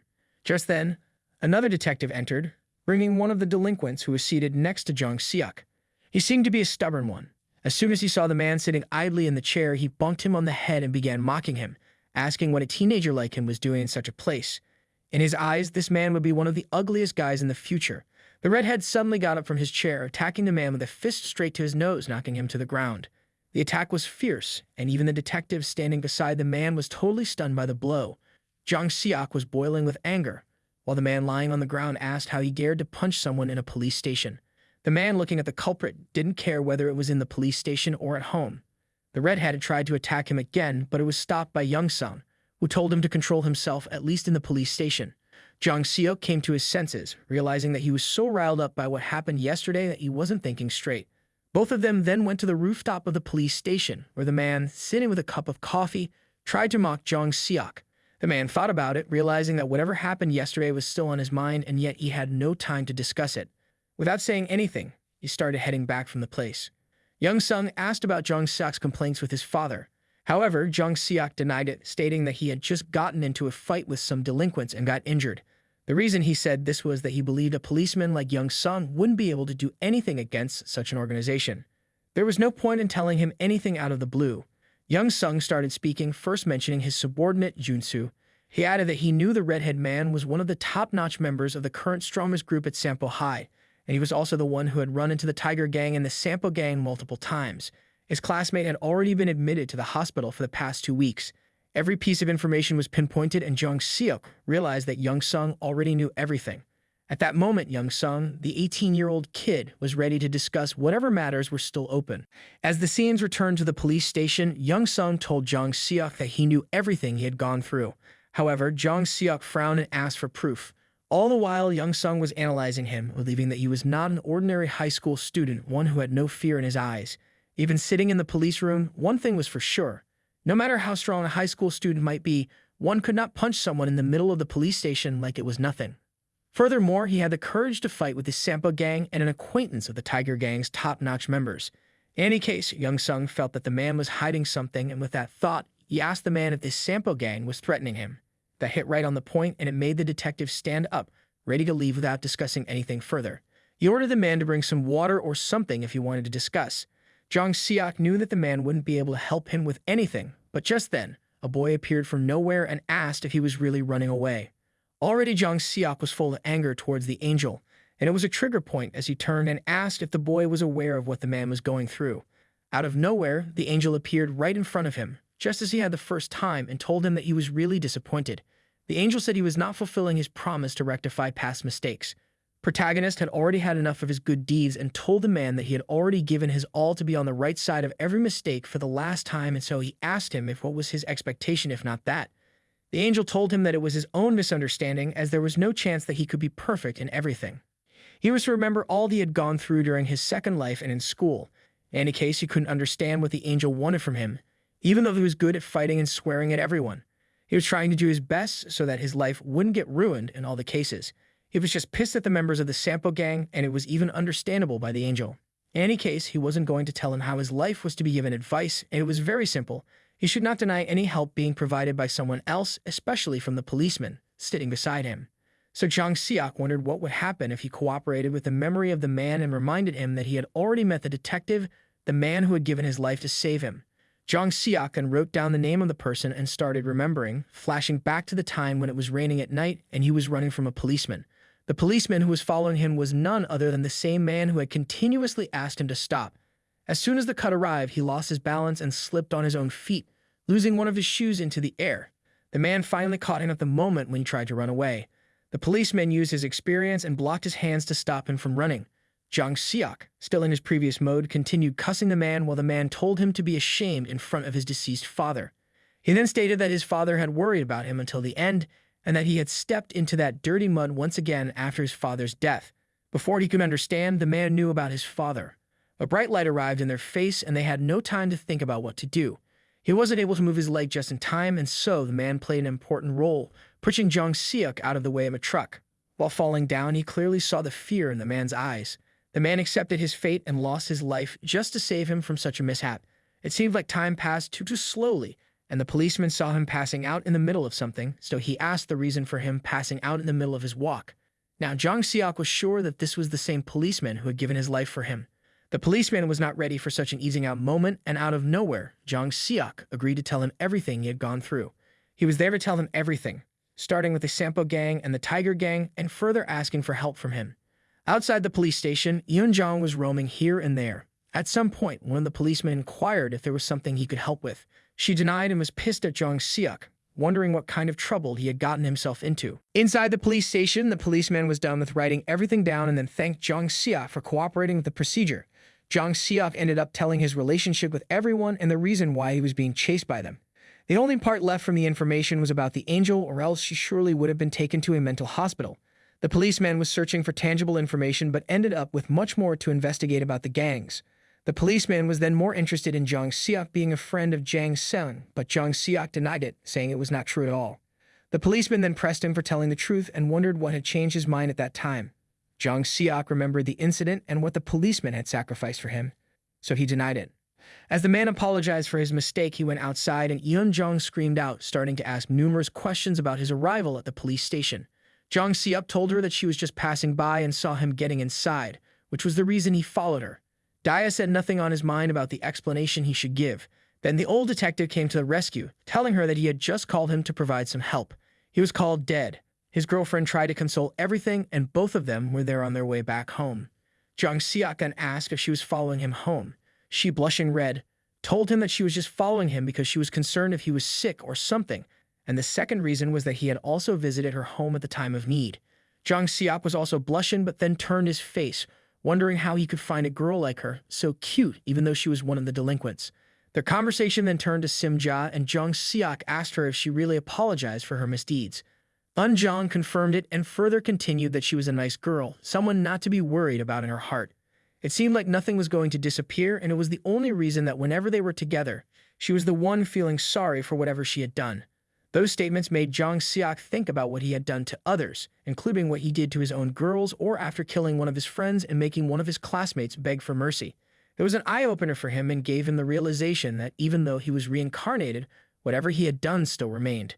All those flashbacks were clarified by the angel, who said that his deeds would not be passed on in any case. Out of nowhere, he started calling himself a redeemable trash, and Yeon-jong began to call him that, but she said it in absolute fun. However, he agreed with seriousness, reaching the location. Jong Seok waved off, asking her to be careful going back home. Then she asked him to wait for a second. She, while hesitating, asked if he had not eaten, and if he wanted to eat together. Jong Seok was stunned, and when he saw the cute girl cooking a meal inside his house, he couldn't understand what kind of situation that was and why such a delinquent was preparing a meal in his house. Looking at it, he somehow enjoyed the moment. Further, comparing both the friends to a puppy and a cat, it was then when that lady stood in front of him, asking him to eat while it was still warm. As the food was so good, at least he was not disliking it, and further asked why she made porridge out of everything. The only reason she made that was because she thought he was sick. As soon as they took the first bite while stumbling, she asked him how it was. The answer was expected. It was tasting good, and that declaration made Eun-jong's face blush.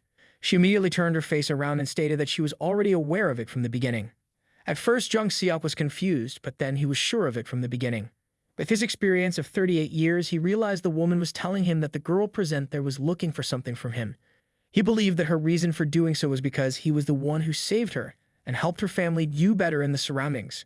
After a while, they were all done eating, and so Yeon-jong decided to head out to clean. Jong Seok denied it and grabbed her by the hand, asking her to listen to his next action. It was something never expected from him. As he lifted her hand up and called her a pretty cute girl, tension between both of them arose, reaching its peak. When both of them were about to chuckle with their lips, as a love language, both lost their eyes in the moment. However, Jong Seok decided to give a sneak peek and found that the girl was totally stumbling in confusion. To take her out of that mood, he flicked his finger, which was normal for him when doing it to other girls, and then asked her what she was doing by acting in all that regard. Her face started turning even more red when Jong Seok bluntly asked what she was planning by showing such an attitude and such a cute face. The lady had enough of that and screamed out, denying something like that. She stated that she was aware that she was acting weird, but it was only because of the expression he made while stopping her from asking for something like this. Once again, the tension rose as Jong Seok looked at the lady, who looked away, blushing. She wanted to tell him that she had never seen him make such an expression. As soon as Jong Seok heard that, he started laughing like nothing happened, and then, with his palm on his head, wondered if he was able to worry a delinquent like Yeon-jong. His hands suddenly rose up and patted her on the head, consoling her and telling her that it was because of her that he was feeling so well. At that moment, such a kind gesture was never expected from him, but somehow it fulfilled its purpose. Heading back out from the house, Jang Seok told everything to the lady so she would realize that it was the Sampo gang who had done all that to him. Further, when she inquired about their character, Jang Seok, without thinking, spoke up that it looked like he was somehow connected to them and ending up with them once again. The conversation was caught up by the lady, and when she asked, he denied it. Clicking in his mind, the lady reconfirmed that was the reason he had been acting so nicely all these days. However, Jang Seok denied it, stating that he really had changed, and Yeonjong herself gave him the assurance. She herself never imagined him being in such a character where he wasn't running and fighting everyone like it was nothing but just a piece of walking cake. Even Jang Seok agreed because once before he was about to give up on school, but at that moment he was completely fine, sure that he was going to live. The moment of life was weak as always, even though the delinquent never fully understood the words he wanted to speak and pronounced them wrongly. That was a little embarrassing for sure. Both the lady and the man were sure that both of them had surely changed. As expected, behind the reason she came there, she made the first move. With heels on her legs, she tried to close the distance between him and Jang Seok, and then successfully kissed him on the lips, making him blush at what just happened. For an explanation, she told him that it was revenge for messing with her earlier, and without wasting even a second out of embarrassment, she started running off from there, leaving Jang Seok feeling used. On the other side of the road, when she finally caught her breath, she thought to herself that she was crazy for doing such an act and wondered how she was going to face that man tomorrow. It was really embarrassing. The scenes then turned to Jang Seok's school, where some of the students were already waiting for his presence for a long time. One of them informed the others that Jang Seok was not going to be at the school for that day.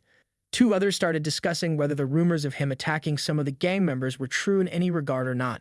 They believed that if that was true, then how could he dare to do such a thing out of nowhere? Ex-school's strongest man Park Seok appeared and found an opportunity to reclaim his position as the strongest in that school. He questioned who was planning to do something like that, and for the answer that filled the man, he was again willing to use both the girls who had been his strength all that time. At the time, one of his subordinates informed him that Sim Jae from then on was not someone to get bullied. After cutting her hair short and strengthening her dress, she looked like one of the most beautiful girls in the class, as per the rumors. Even though some had already proposed to her, she had rejected them. That chit-chat continued for a while, and when the leader of that subordinate group did not like that, he punched one of the men right in his face, calling them the reason why they were being called shit in the school. The conversation shifted, and they started to discuss the strongest man whom Jang Seok had taken down.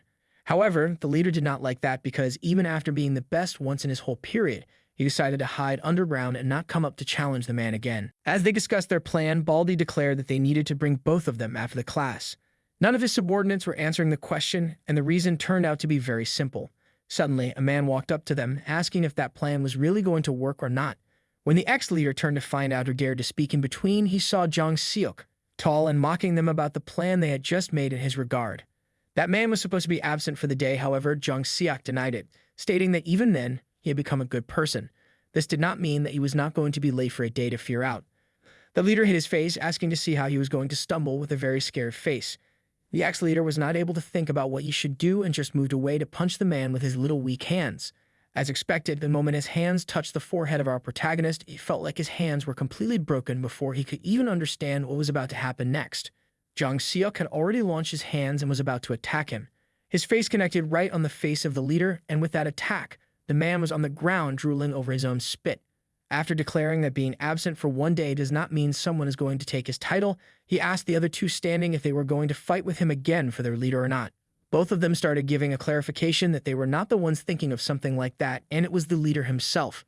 At that time, Jang Seok raised his hand, and while keeping close the distance and sitting on the shoulders as properly, he wanted to tell them that they should get back to the track until they had the time for it. Such a kind gesture was never expected from the strongest person. However, both of them agreed as the man walked inside the school corridor. He found Sim Jao walking ahead of him. Calling her a kiddo, he asked if she did well, while on the other hand, she was a bit more concerned about his health after hearing that Jun Soo was hospitalized after a battle with the gang war. Jang Seok, seeing that the girl was showing such care for him, realized that just 1 month ago he had been the one bullying her. Her current situation of asking those questions was assuring him that he had surely changed. Just then, his high senses caught something that looked bad. He found someone peeking on them from around the end of the corridor behind the wall. He moved toward that direction, asking the girl to just stop for a while as he went back to check something. As expected, it was Eun Jong, who believed she had been saved from being caught all that time. She was wondering why she did that and why she kissed the man right on the lips. Embarrassment was at its peak for the girl as she hid her face, wondering how all that had happened. Even though the atmosphere around that time had completely changed, she still didn't feel any kind of hate towards him. What the man was thinking about her at that moment was unclear. By that time, Jung Seok had already reached the adjacent side of the girl. The moment he called her name, asking why she was hiding there, a light screech and slap sound echoed through the corridor. Everyone was confused as it turned out that Yeon-jong had slapped Jung Seok for making her stumble and startle without any information. Jung Seok did not mind and asked what she was doing while peeking at them. Before answering, she realized that Jung Seok was not even flinching a bit while having a conversation with her, and further wondered if that was really nothing for him. She did not like it and her hands started trembling, thinking that it was only her who was taking it with such higher considerations. Keeping that in mind, she decided to walk away from the place, but Jung Seok once again stopped her while grabbing her hand and asking why she was pulling off. The moment the girl turned, her eyes were filled with tears running down her red cheeks. She continuously asked him to just let go. Jung Seok did not let go, and he closed the distance between them with a pure hug, trying to console her. He wanted to ask her to calm down and let it be so that they could discuss it later. As she cried on his chest, Jung Seok, confused by his own actions, realized that this was something he had never expected. Simja, observing the scene, also felt embarrassed by the sight. Jung Seok took Eun-jong to the top rooftop in order to console her, while she just apologized while sitting on a Tetra Pak, making him surprised. When they both were down, she was playing with her cheeks like they were balls. Then she asked if she should come down or not. Eun-jong was reading, just overwhelmed, wondering why it wasn't like that. She was going to ask him out or something out of nowhere. Even that lady contemplated it, making it too obvious for Jung Seok. The only reason for doing so was because she was so happy after hanging out with other delinquents and being beaten by her father. In the last few weeks, with him being the center of all things, she was going to live a normal life at high school or apologize for thinking that a delinquent like her could even date. Protagonist did not like that and asked her if she even thought that just changing her own life and attitude was going to heal the wounds of the others, and then told her that she should first apologize to them for whatever she did. Then Jong moved her head while Jung Seok sat aside, stating that no one was going to treat her. He would always be by her side since both of them were pretty similar to each other. Those words again made her expectations rise for sure. On the other hand, Sim Jae was thinking about what she saw in the corridor, remembering how her own friend had denied visiting with her the last day, while giving her the reason for visiting the place alone. She was not feeling well, and in her mind, she should be congratulating. The wild image of the girl was still stuck in her mind. She was feeling frustrated for sure. While thinking all that, she saw some people converging toward a particular state and wondered what was happening as they closed the distance. He found someone asking about their daughter being taken away in the middle of school while the teacher denied it. Something unexpected happened as that person turned out to be Jung Seok's mother. As soon as she saw her, she grabbed her hand and started pushing her to take her to a location, while she denied it, just wanting to wait. All of these things were being witnessed by the Pole while the others were discussing if she really was a shaman, while looking at her clothes. Just at that moment, Simha was lying on the ground and something started happening. He was not able to understand what happened just then, why something like that was visible to his eyes. For the cause of reconfirmation, he asked about it from Eun-jong for such a mishap. Without wasting a second, he moved ahead downstairs in order to inquire what really happened. Down there, Simja was asking the lady to wait as she needed to get the bag. However, the shaman was denying it from the beginning in her regards. Her daughter was never going to be in the school. Once again, hearing those words, she immediately asked for the reason behind it. The shaman informed her that starting from that day, she would be the one worshipping along with her. However, the girl did not like that. The only reason behind that was she had not even contacted her for a year and then, out of nowhere, asked her to leave the school. The shaman, as expected, slapped the girl right on the face, telling her that the only reason she was doing so was because if she didn't, her only daughter would die in her future. Telling her abilities, she clearly saw that if she didn't leave the school, then she was going to die. Still, Simha was not ready to leave the school because for the first time in her life, she had made friends and escaped the horrible bullying. In her regards, she was ready to die if she was going to have all that. The shaman was about to deliver one more heart slap on her face when the diaries stopped her. She inquired of the man who did so. It was against her, stating that bullying was forwarded in the school, which was the basics. The shaman snatched her hands from her and with a scream, told everyone that it was a bad man, which was the demon who controlled her daughter's life, leaving Jung Seok totally stunned by that proclamation. Jung Seok asked for the reason for saying whatever she said, and what it meant that he was the one going to take her life. The shaman reconfirmed that he had been a reed for her since all fell back as a different surrounding was completely visible, where it depicted that he had done all kinds of bad deeds. Such proclamations did happen, but all these things were pertaining to his previous life. Anyhow, there was some accuracy in it, as his soul was still 40 years old. Suddenly, Simja came to his rescue, stating that he was a friend who had helped her more than anyone. Amidst their conversation, chats between the students who were watching the drama continued. They were shivering with thoughts and other things. The shaman added spice to the moment when she scared them while telling them about the punishment. Everyone started to laugh while Simjae just stood silent. Not a single word was spoken. Suddenly, Jang Seok spoke up and asked the lady to just go home for that day, leaving her totally stunned. Simjae, with trembling hands, tried to understand the meaning of him saying that. However, he turned around, leaving her confused and telling her that there was nothing he could do about that at that time. Simjae was no one to help, and others started chatting about him being so cool. Even after being the one who helped the girl the most, they were listening to the conversation. Even Simjae started to doubt, wondering what he had been doing all the time during the period of change. The shaman then took the chance to ask her girl to head out, and she agreed to it. Since then, it turned to the shaman's house, where she was completely dressed as one of the ghost believers, while her daughter sat in front of her all gloomy, looking into her eyes. Even the mother felt guilty but was doing so because it was the only way to save her life thinking about it. She called herself the worst but ended up throwing a book right in front of her, telling her that these were the basics of becoming one of her type, teachings from the divine too. She wanted to tell her that even though she had the blood of her mother, she still needed practice, and it was the only way to be like her. Simjae did not deny it, as she was already aware of why her mother acted that way, without contact, without any prior information, jumping into her life. It was because her mother never wanted her to get involved in all those things. She knew it all along, and at that moment, memories from the last few days flooded her mind, breaking her soul. She cried, thinking that if it was going to end that way, she had expected it, but it should not have happened to her like this. Being a mother, the shaman started crying too, with tears flowing like a waterfall. Just then, when Simjae tried to pick up the book, it was picked up by the protagonist. He wondered, and as he opened the book, he saw those letters. It was a hitch for him from the start, as he would prefer learning an English word any day over it. Simjae was shocked to see his presence. However, the shaman wondered how he had arrived at that location. The protagonist, without entering, bowed on his knees. Then she said that her words were true, and she was the worst of them all. Without hesitating a bit, he declared that he had bullied her daughter for the past year, and that declaration made the shaman rage with anger. She started hitting him with her table fan, asking about his dad. It looked like she was waiting for an expected reaction from the protagonist, but he just shrugged it off, even telling her that hitting him once was not going to do it. She should hit him approximately 1,000,000 times. Suddenly, the shaman started to cry and ask him what she had done to her daughter, but the protagonist skipped the expression and instead made a request to send Simjae to school until she graduates, promising that he would risk his life to protect her.